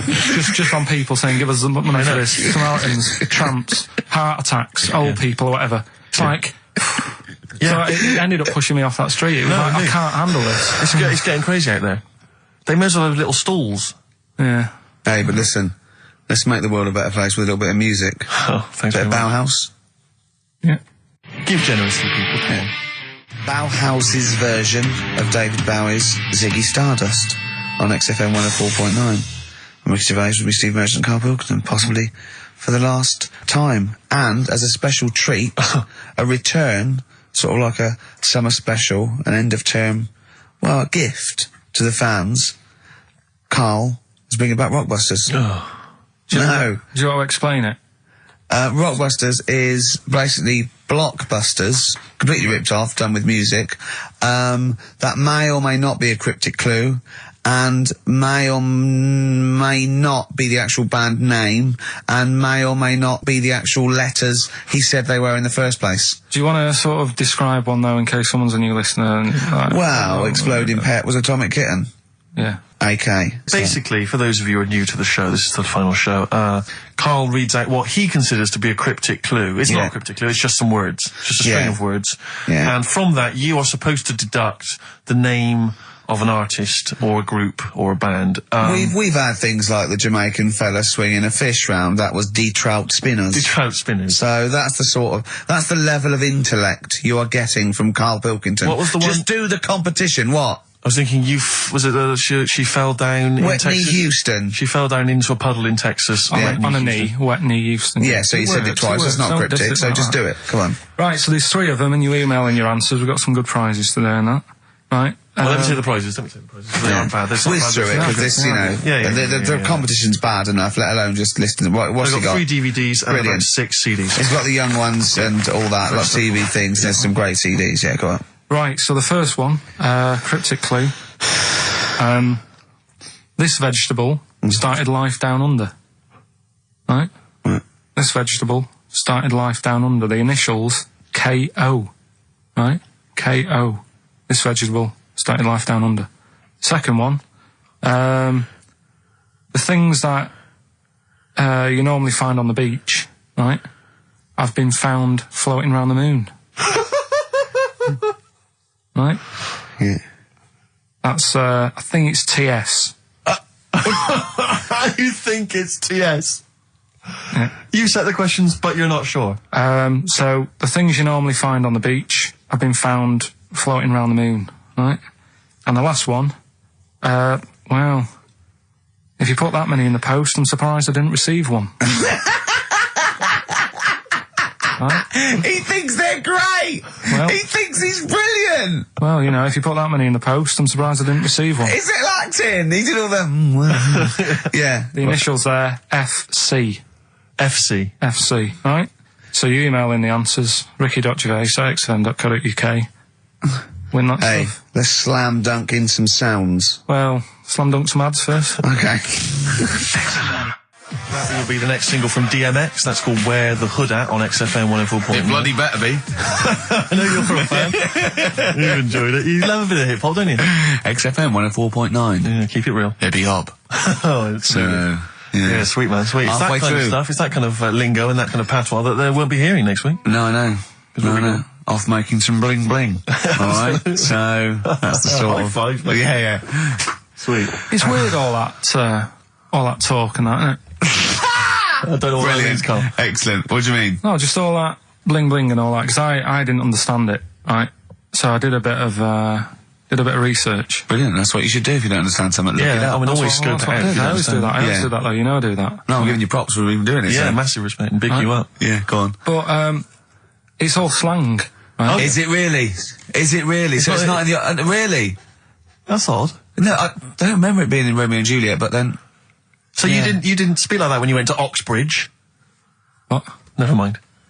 But no, I did a bit of research into it, right? And one of the things that they use is I was out last night, did a 187. Yeah. That's a murder. Yeah. But why use slang, right? Because apparently 187 is police slang. Yeah. Well, if it's not slang, it's a code. Well, don't use what the police know you're talking about. Yeah, I don't think they do it with police around. Do they not? Probably not. Carry on then. Yeah. Carry on. Yeah. I always remember the Cockney rhyming slang supposedly originated because, East End villains or whatever would make up their own slang so that if they're overheard in conversation, then they won't know what they're talking about. But just look it up in some kind of Cockney rhyming slang book. Yeah, I like the idea of okay, where is he? Where's Fingers? Wow, copper, I'm going to tell you this. He's up the apples and pears. Exactly. Well, I don't know what that means. Well, leave the house then. Yeah. If you don't know that he's hiding up the apples and pears, you might as well shoot off. Exactly. Well, I can't possibly figure that out, so I'll just have to shoot off. Yeah, where was he last seen? He was last seen with his trouble and strife. I know what that means. Well, you might as well shoot off then. Yeah, it's a perfect code. Of course, though, talking about Shakespeare invented 1,200 words, and slang gets in, so there are more and more words, and slang soon becomes, the norm. There's no not real words and real words, do you know what I mean? They're just as valid if they're common parlance, so they all become part of or they fade away and they're not used because they're a fad. Yeah, like what's up. Yeah. That's probably in the dictionary. That is, or soon to be. I was reading, was it a couple of years ago, You're Gonna Like This Not a Lot. Right. Got into so popular things got in there. Imagine that. Yeah. You're gonna like this, not a lot. Zig R, I think, got in or something. Oh no, Girl Power got in. Right, Girl yeah, Power as a common phrase. Sorry, go on. No, you have to, you mate. No, it's just that, with the slang thing, did I tell you I was trying to read that book about, the governor? Oh, yes. And that was full of that, and it had a page on the front that you had to keep going to when, you know what I mean, when he used a bit of slang, you had to sort of go, right, I don't know what he means. Glossary. Right. Just nip back, have a look. I thought you meant, when you said there's a page at the front, I thought you meant the cover with his face on. I can't remember who I'm reading about. Oh, there he is. Is this the book that you nearly finished reading, but you realised all the pages were in the wrong order? No. He bought a cheap book, right, a second shop, started reading, loving it, then he started reading about this bloke, and he went from jail to school, and then he looked at the page numbers and they were all out of order. How annoying is that? You never read books, do you? I never read one, right? And Suzanne, it was a weekend when we were going to Hastings because you two had done me head in, right? She said, I'm going to take you away so you relax and what have you. So, ended up not relaxing because it was like putting the jigsaw together. I'd started reading it on the train, thinking, loving this. It's a really interesting story about this fella who, you know, didn't have a great life as a kid, starts getting into a bit of crime, what have you, turns out to be the governor. But it wasn't as easy as that, because like you say, it started off at school, then he was in prison, and he's like, oh God, he started young. And then, next thing, he's like married, and he's like, hang on. He's like 12, and then he's had a heart attack, and then but I just thought it was part of the thing because I read chapter 1, and then it did say chapter 12, but I thought, right, it's like that sort of done in that stylish way that everyone's doing. What kind of a biography starts messing with the medium? I was born in the East End. Take one onion, add some, this is But it's the idea that an East End villain's going to write his autobiography, but think, I'm just going to play with the form a bit. I'm going to get quite postmodern with this. No, but... He's barely able to write, probably. Yeah, oh, you can say that about him, Steve. I wouldn't. I think he's an educated man. Go on, next, Karl. But, yeah, just because it was like 2 for a tenner, that shouldn't be like... Oh well, you know, you got a good offer. So no, that's rare. I'm sure the bloke selling it did not know that the pages were out of order. Let's face it, Karl. You read it and didn't realise. Yeah. So you can't really blame him. You got almost half the way through before you realised. I know. Yeah. But anyway, you know. Still, that'll teach you, and that's put you off books for life, hasn't it? Well, I don't like getting into books now. I just read snippets of information. Play record. No, I was just going to tell you about a bit of information that I was reading. Okay. And I can't... Well, we play a record. No, I've got time for a bit of drivel before we play next tune. Well, I'd rather hear a tune and come back for drivel, because I think people are tuning in for drivel, so let's tease them. Okay. Let's have a record, then some absolute shite from Karl Pilkington. Excellent. Look forward to that. Longview and Further. I love that one. On XFM 104.9. Rick Gervais, Steve Merchant, Karl Pilkington. Alright, Karl, what did you learn? Right, like I say, I don't like reading books. There's too much to take in. It's too much word. I'm busy in that. Yeah. I don't like reading books, actually, but go on. So but I have done. So, go on. Right, so I was looking in this magazine, right, and it was more about, do you know, I'm not that impressed with Einstein and Newton and that lot. No, why should you be? What have they ever done? Go on. No, but, you know the fact, you see, the Columbus thing, he's another one, isn't he, who got a bit of praise for finding America. Yeah. And it's like, someone else would have come across that at some point. Yeah. Right? And yet, news this week, they've found 2 new types of frog, right? No one's making a fuss. And look how small they are compared to what he bumped into. And that's what I'm saying. People make a big deal out of all these people who are finding stuff, right? Yeah. So, the next person... I mean, my head's buzzing, but I can't be bothered. I actually can't be bothered. Don't think this reaction's a good reaction. I don't know where to start with this drivel, but carry on. Right. So anyway, the next fella who... Next fella? I don't know. You talk in riddles. The next fella I'm going to talk about, Einstein. Yeah. Right, everyone raves about him all the time. Yeah. Right? So I'm trying to get into my head. Yeah. Like, why is amazing and that. Yeah. Right? Okay. So, did a bit of reading up on him in this science magazine. Yeah. Right? Now, I read it. It's only, you know, I don't know, 200 words, whatever, trying to get across what he worked out. But I read it last night. Is it relativity you're talking about? Yeah. Well, so you say, like I just made that word up. Yeah. You heard yeah. That was his big... Okay, so the 200 words, as far as you recall... So anyway, so I read it, and I was like, I don't know what is going on about here, right? So Suzanne was with me. I said, can you read this? She said, I'm watching Sex and the City. Right? I said, right, but can you read it and explain to me what I don't understand here? She says, well, I don't understand it. It's great. It's like she's thinking, I haven't got kids. Yeah. And yet he still wants me to help with his homework and I'm watching telly. Yeah. I've been at work all day. So she said, look, go in the bedroom and read it out loud to yourself. Maybe it'll make more sense if you read it out loud. Right, Yes. so I said, right, I'll go and do that then. And it was good because it was cool in there anyway, right? So I went in there. So, reading it out, twice. Went back and I said, I don't get it still. Right? So she said, right, wait 10 minutes and I'll sort it out. So I was sat there looking at it, trying to work it out before she had to look at it. I was like, no, forget this. Now, what he was saying is, if you send a man to the moon, right? Yeah. He was saying, to the fella in the rocket, it would seem like 20 years to him. Yeah, not the moon, but yeah. No, it was. That's what it said. It said the moon. Well, it wouldn't, because it's only about... No, but listen. So it took 20 years to the fella, yet people who are on the Earth, it would seem like 2,000. Yeah, because time is relative, not... I don't... What do you mean?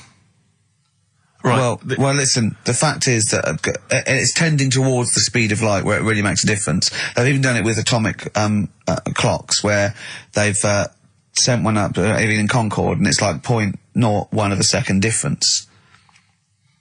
What is the watch? Yes, yeah, because greater speeds. But why does speed affect how a watch works? Right, I don't think this is a conversation... Because, look, speed is... Sorry, stop. Just stop for a moment. Steve. Right. See what I've done? I don't think this is a conversation to be had on a Saturday afternoon on a radio show. But I'm just saying, though.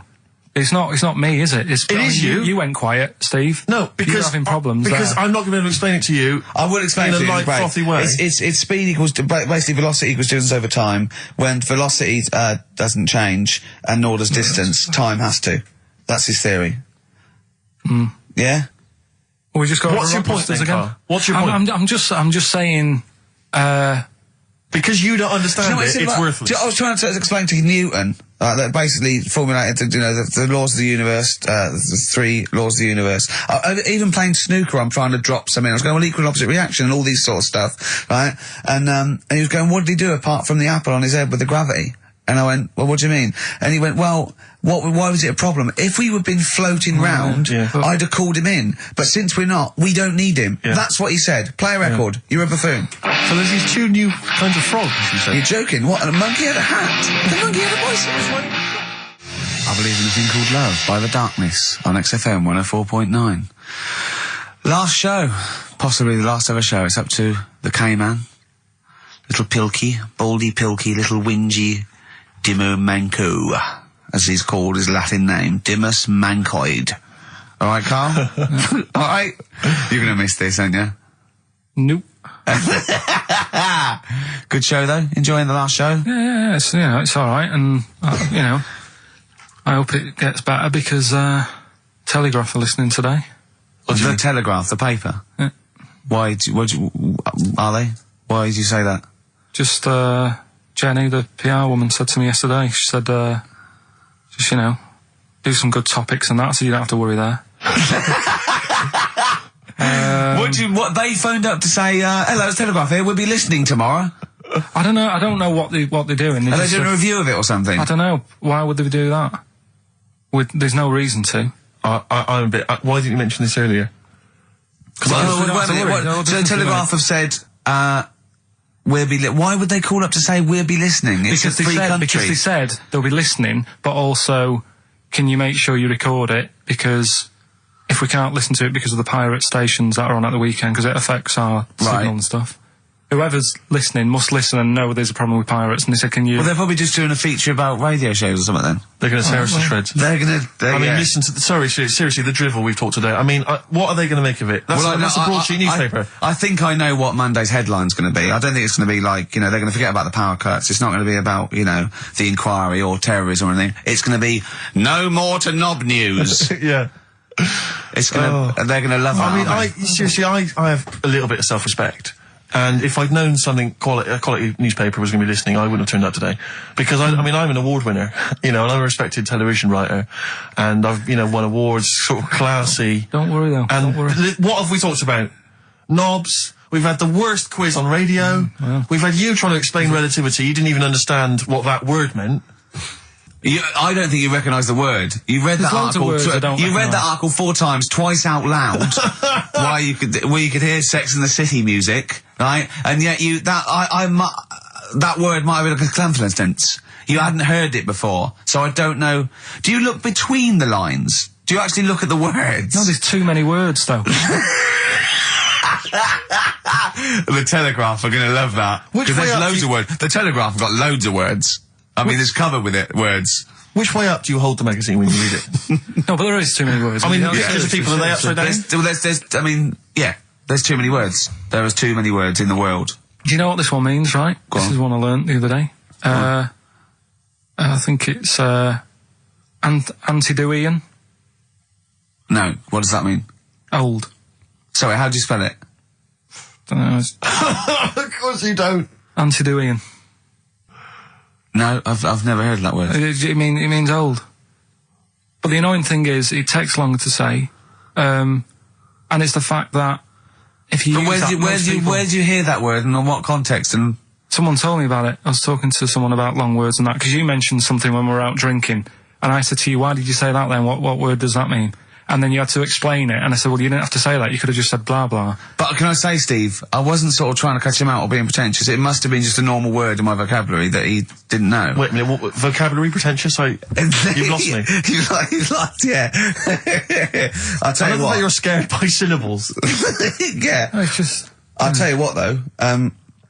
I was going to do a feature about this. It's funny you should say it. I was going to do a feature. My next feature I'd written down is how good the Telegraph is, the newspaper. Yeah. It's bloody brilliant. I love it. Because it's informative, it's impartial, it's research good. I think it's a lovely layout. The photography is brilliant. Oh. Do you know what? I like the bloody font. I love the bloody font. Do you mind something else? I mean, you say it's sort of, if there's any bias at all, there isn't because it's apolitical, but I bloody love the Tory party. Let's not go into it, but I just like the journalism and the way the size of the paper. I like the way they're fair. They'd never like, slag us off. No. But also, I think it's because they understand that, we don't really care, and so we can't be blamed for anything they hear on the radio. No. It's not really our fault. It's more sort of anything we said that was like, a bit nasty or stupid was probably sort of like some clever sort of ironic postmodern. Satire. Play record. Yeah. Brilliant Telegraph. It's very fairly priced, don't you think? I think it's too cheap. I know. The cult there. She sells Sanctuary. On XFM 104.9, I'm Ricky Gervais with me, Stephen Merchant. Hello. And Karl Pilkington. Now, if the Telegraph are listening, and they're whoever it is, they're writing their article, and they're coming up with sort of words like cheap, smutty, lowbrow. Yeah.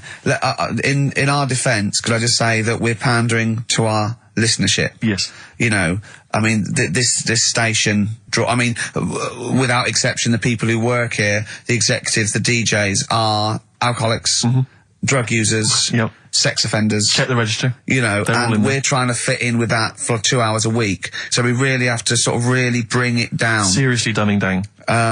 But if you want, we should do our stuff. We do our normals, like we talk about usually. Tits. Satire. Satire is what you mean, political satire. Social and political satire. Yeah. If you listen any other week, that's what you would have heard. Well, me and Steve are sort of like quite, political and Proust. I love him. I wish he'd resign as governor of France. Have you read Martin Amos's new novel? I love it. It's so brilliant. Lovely. It's very long. Politics though. What do you make of politics, Rick? I'm sorry, I was just planning on going to the English National Opera tonight to see brilliant Tartuffe. Yeah. Well, politics is brilliant. It's my favourite thing. Say something satirical and comical about, say, John Prescott. Oh, he's got... Stop eating pies, Prescott. I wouldn't like to be him about now. So that's the sort of what do you stuff. make of George W. Bush? He's a bit stupid, isn't he? Well, that's the dangerous thing. He's the most powerful man in the world, and I just think, I hope he thinks about stuff he does first. Oh, please. So that's sort of wise as well as comic. I thought of something about Bush as well. Go on. but it's about his name and a woman's fanny. Oh. So I was going to bring those two I together. think it's fine though. I don't think that. I think that's still quite highbrow because you've incorporated Bush, Which meaning the president. means fanny as well. So I think we're pleasing both. We got both camps. Camp.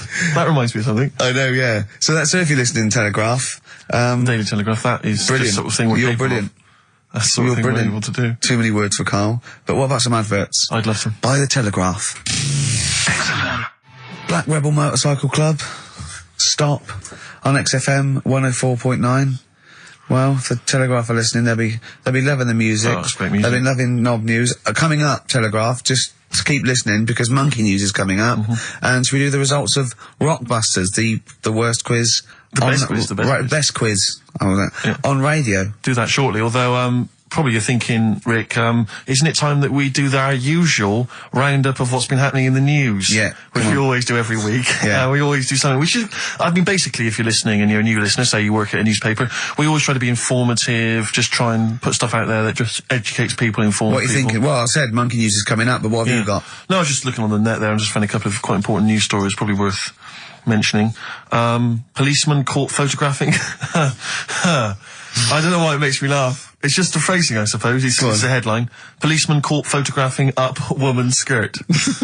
No, he wasn't up there taking a picture of Big Ben. He wasn't going, can I just sit up here? I'm just going to take a picture of that seagull over there. No. He was facing the camera up a woman's skirt. He was indeed. Right. A policeman in Japan is facing disciplinary measures after he was caught photographing up a woman's skirt with a hidden camera while on duty. The 42-year-old sergeant, who's not been named, used a digital camera to secretly snap the shots when the woman was reporting a stolen bicycle. So he was actually doing his proper job. He'd obviously thought to himself, I'll bring him a digital camera today. On the off chance a beautiful woman comes in to report a crime or robbery, I'll have it ready, I'll have it positioned, in such a way. But this is interesting. This is how he got caught. Okay?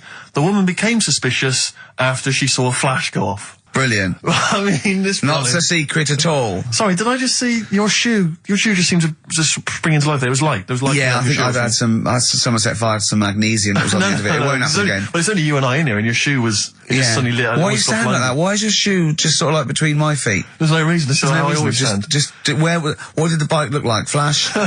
So, are you taking pictures of my funny? No. And no, I'm not. And you should be wearing knickers anyway. Well, how do you know that? What? How did you know I'm not? How did I know what?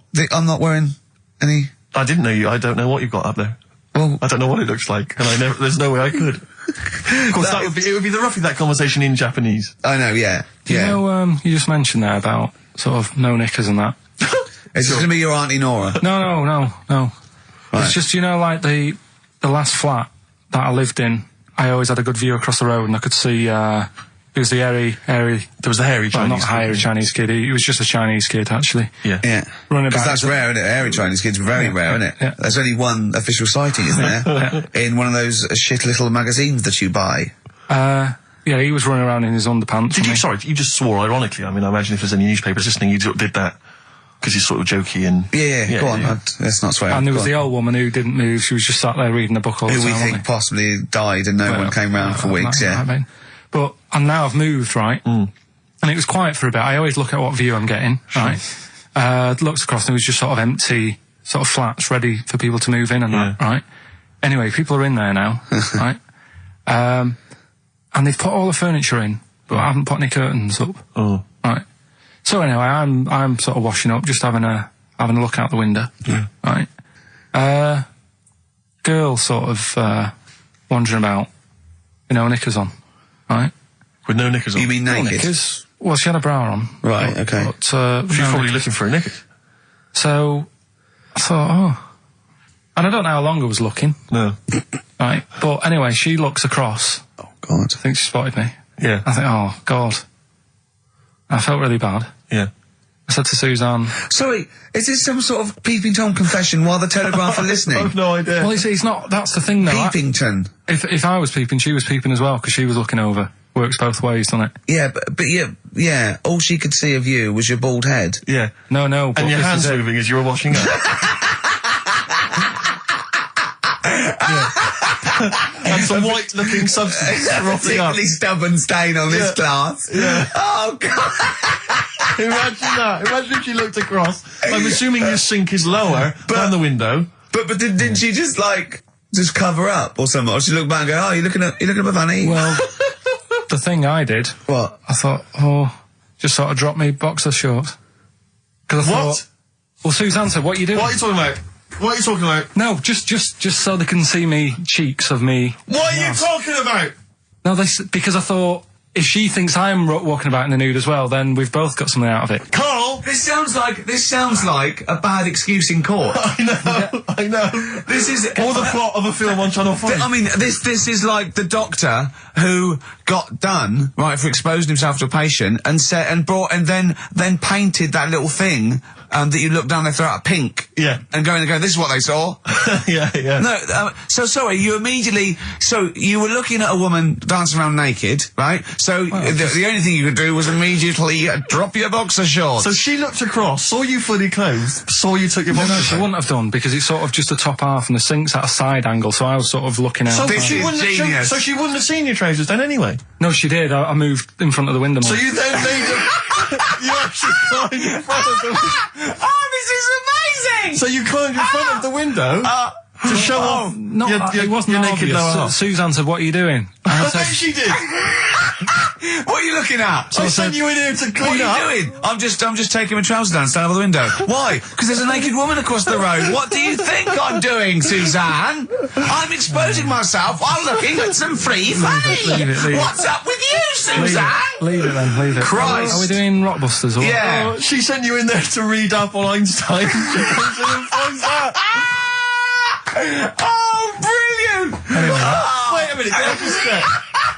A final question. What did the woman across the way... What happened? What was her I reaction? didn't look again, I just thought, you've seen a bit of action as well, we're both happy. Let's leave it. Brilliant. So were you waddling around like a penguin with your trousers around your ankles? I just was walking about and Suzanne said, what are you doing? I said, I'll explain to you in a bit, but don't look out the window, because then it's Excellent. obvious. Then he sees, she calls her husband to look at Karl walking around naked. He goes, oh, she's got a... Quick, Suzanne, get him out. There's only one with you can do. Get some more friends. They've gone one more. Anyway. Brilliant. Right, play a record and come back to Rockbusters. And Monkey News. We haven't got enough time. Do Rockbusters. Oh, God almighty. Hanging round off Transformer. A little bit of Lou Reed. Nearly finished.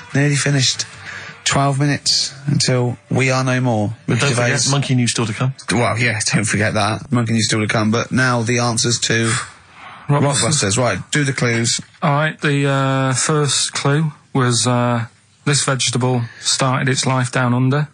The initials were KO. That was Collie Osborne. Alright?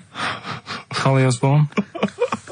The second one was... No, what are we letting that go? Yep, we haven't got time, Rick. Well, it's just not the word. We haven't got time, Rick. Oh, so cauliflowers don't start down under. They're on top. It's not like carrots. No, down under is in Osborne. It was born in Oz. Osborne.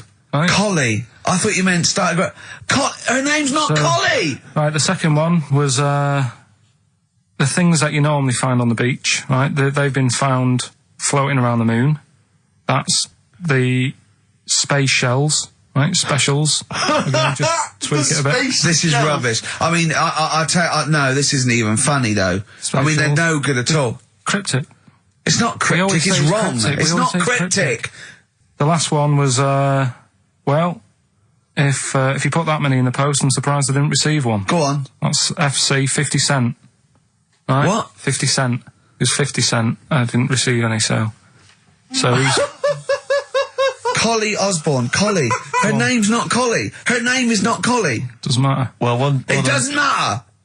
Well done to Gina Ferry, who has emailed in. She's got all those answers right. Yeah, just emailing your address and that. And yeah, email that. You're such an idiot, Karl. As are you, Gina. all right. Loosen Your Hold by South. That's great. On XFM 104.9. Well, that's nearly it. Rick, can I just say thanks to everyone who's emailed in over the weeks and months we've been on, because obviously we're too lazy to even send them a response or a reply, but we do appreciate it. We do appreciate it. Same with all the letters and stuff that we can't. Yeah, people send stuff in all the time and they say they like the show or they don't, or they contribute little ideas and stuff, and we do read them and we do appreciate it. It's just that when you've got someone like Karl Pilkington in the studio, you just need to pick his brain constantly, and you've got no real time for admin. But thank you for sending in all the nice letters and responses and stuff. Well, finally, we should let people know that next week for the foreseeable future, it's Adam and Joe. Brilliant. They were brilliant, and they're standing in for us this time next week. Well, you say standing in, but possibly replacing full-time unless Karl Pilkington decides to change his mind and come back. What do you think, Karl? You've enjoyed today's show, I know. Yeah, it's been alright. Yeah, you tempted to come back when we finally return? Maybe a little rest to make you sort of like forget how annoying I am. No, That is my secret weapon. Sometimes, because it's the thing that you can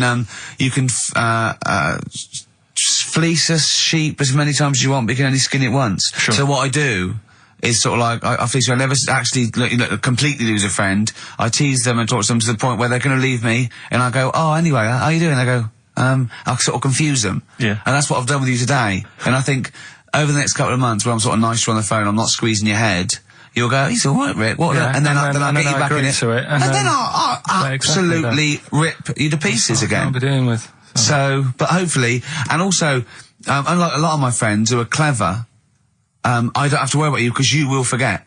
Because you've got a tiny little intellect. And do you know what I mean? You'll forget this conversation even took place. Anyway, it's what everyone's been waiting for. It's what Karl exists for the last time. It's monkey news. Play the jingle. Oh, chimpanzee that! Monkey news. Right, are you familiar with 100th monkey? Keep talking. 100th monkey? 100th? Yeah, like as in like, or more than 99. 100th? Yeah. The 100th monkey. Yeah, are you familiar with that? No. Anyway, thanks, that was monkey news. Next week, Adam and Jet. What do you mean you're going to leave that? Well, I thought it was a popular phrase or something. What, 100th monkey? Yeah. What do you mean a popular phrase? What, why? What? Because you're going to do songs and phrases with it next week. We've said it once before, 100th monkey. No, it's just, it says the expression 100th monkey. Well, do it anyway, what's the story? Well, it's from the 1950s, right? And the way they got it because, they were following some monkeys about, right? And they started... Who was? Journalists. Oh, yeah, why? Oh, yeah. Just to see what they're up to. Right? Okay, so they're following some monkeys around, yeah. What was it? What, a documentary? Anyway, one of them... Come on! One of them washed some potatoes. Right, okay. Right, let's leave that, right? Let's leave that one. Come on! A monkey washing potatoes? Can we leave that one? No, you cannot. You've got to do it now. They're following what is it? Sort of like a family. Is it a family of monkeys or It was just one chimp and it was washing a potato and he thought, that's a bit odd. Right? Yeah. And it turns out that ended up teaching another monkey how to wash a potato. No, they do it. They go down and wash them in the sea because they like the taste of salt. And the weird thing is though, when it got to the 100th monkey, right? Even though it hadn't been taught how to wash a potato, it automatically knew. It knew what to do. What do you mean? What do you mean? It was in them. It was in them that they knew that when they get a potato, they had to wash it. That isn't the monkey news. I'm just saying that's where the expression comes from, but you haven't even heard of that. So. Well, there's a couple of things there. That it could be another upshot, and an instinct is part of your genetics as anything else. Washing a potato. But you can't pass on acquired characteristics. So that's nonsense. If you mean that someone was taught they had a child and it knew it, there's no chemical memory as such. So that wasn't even monkey news. No, the monkey news. We've covered a lot of stuff. There was sad stuff, wasn't there? Yeah. There's some funny stuff in there. Yeah. Do monkey news. Playing robbers and that. Football team. A monkey football team? Yeah, in Costa Rica. Oh yeah. Got all the team members here, right? Right. All the different things. Little goalkeeper. Apparently he's on transfers from some other club. But the bit that got me attention is, apparently he's a holder of PhD of physics. Do you want to have a look at that? Oh, the goalkeeper? Yeah, just the goalkeeper. The others haven't done that much. The others haven't done that much. Well, I believe that he's got better exam results than you, Karl, but I don't believe he's got a PhD in physics. Obviously. Do you know what the name of the team is? Coconuts.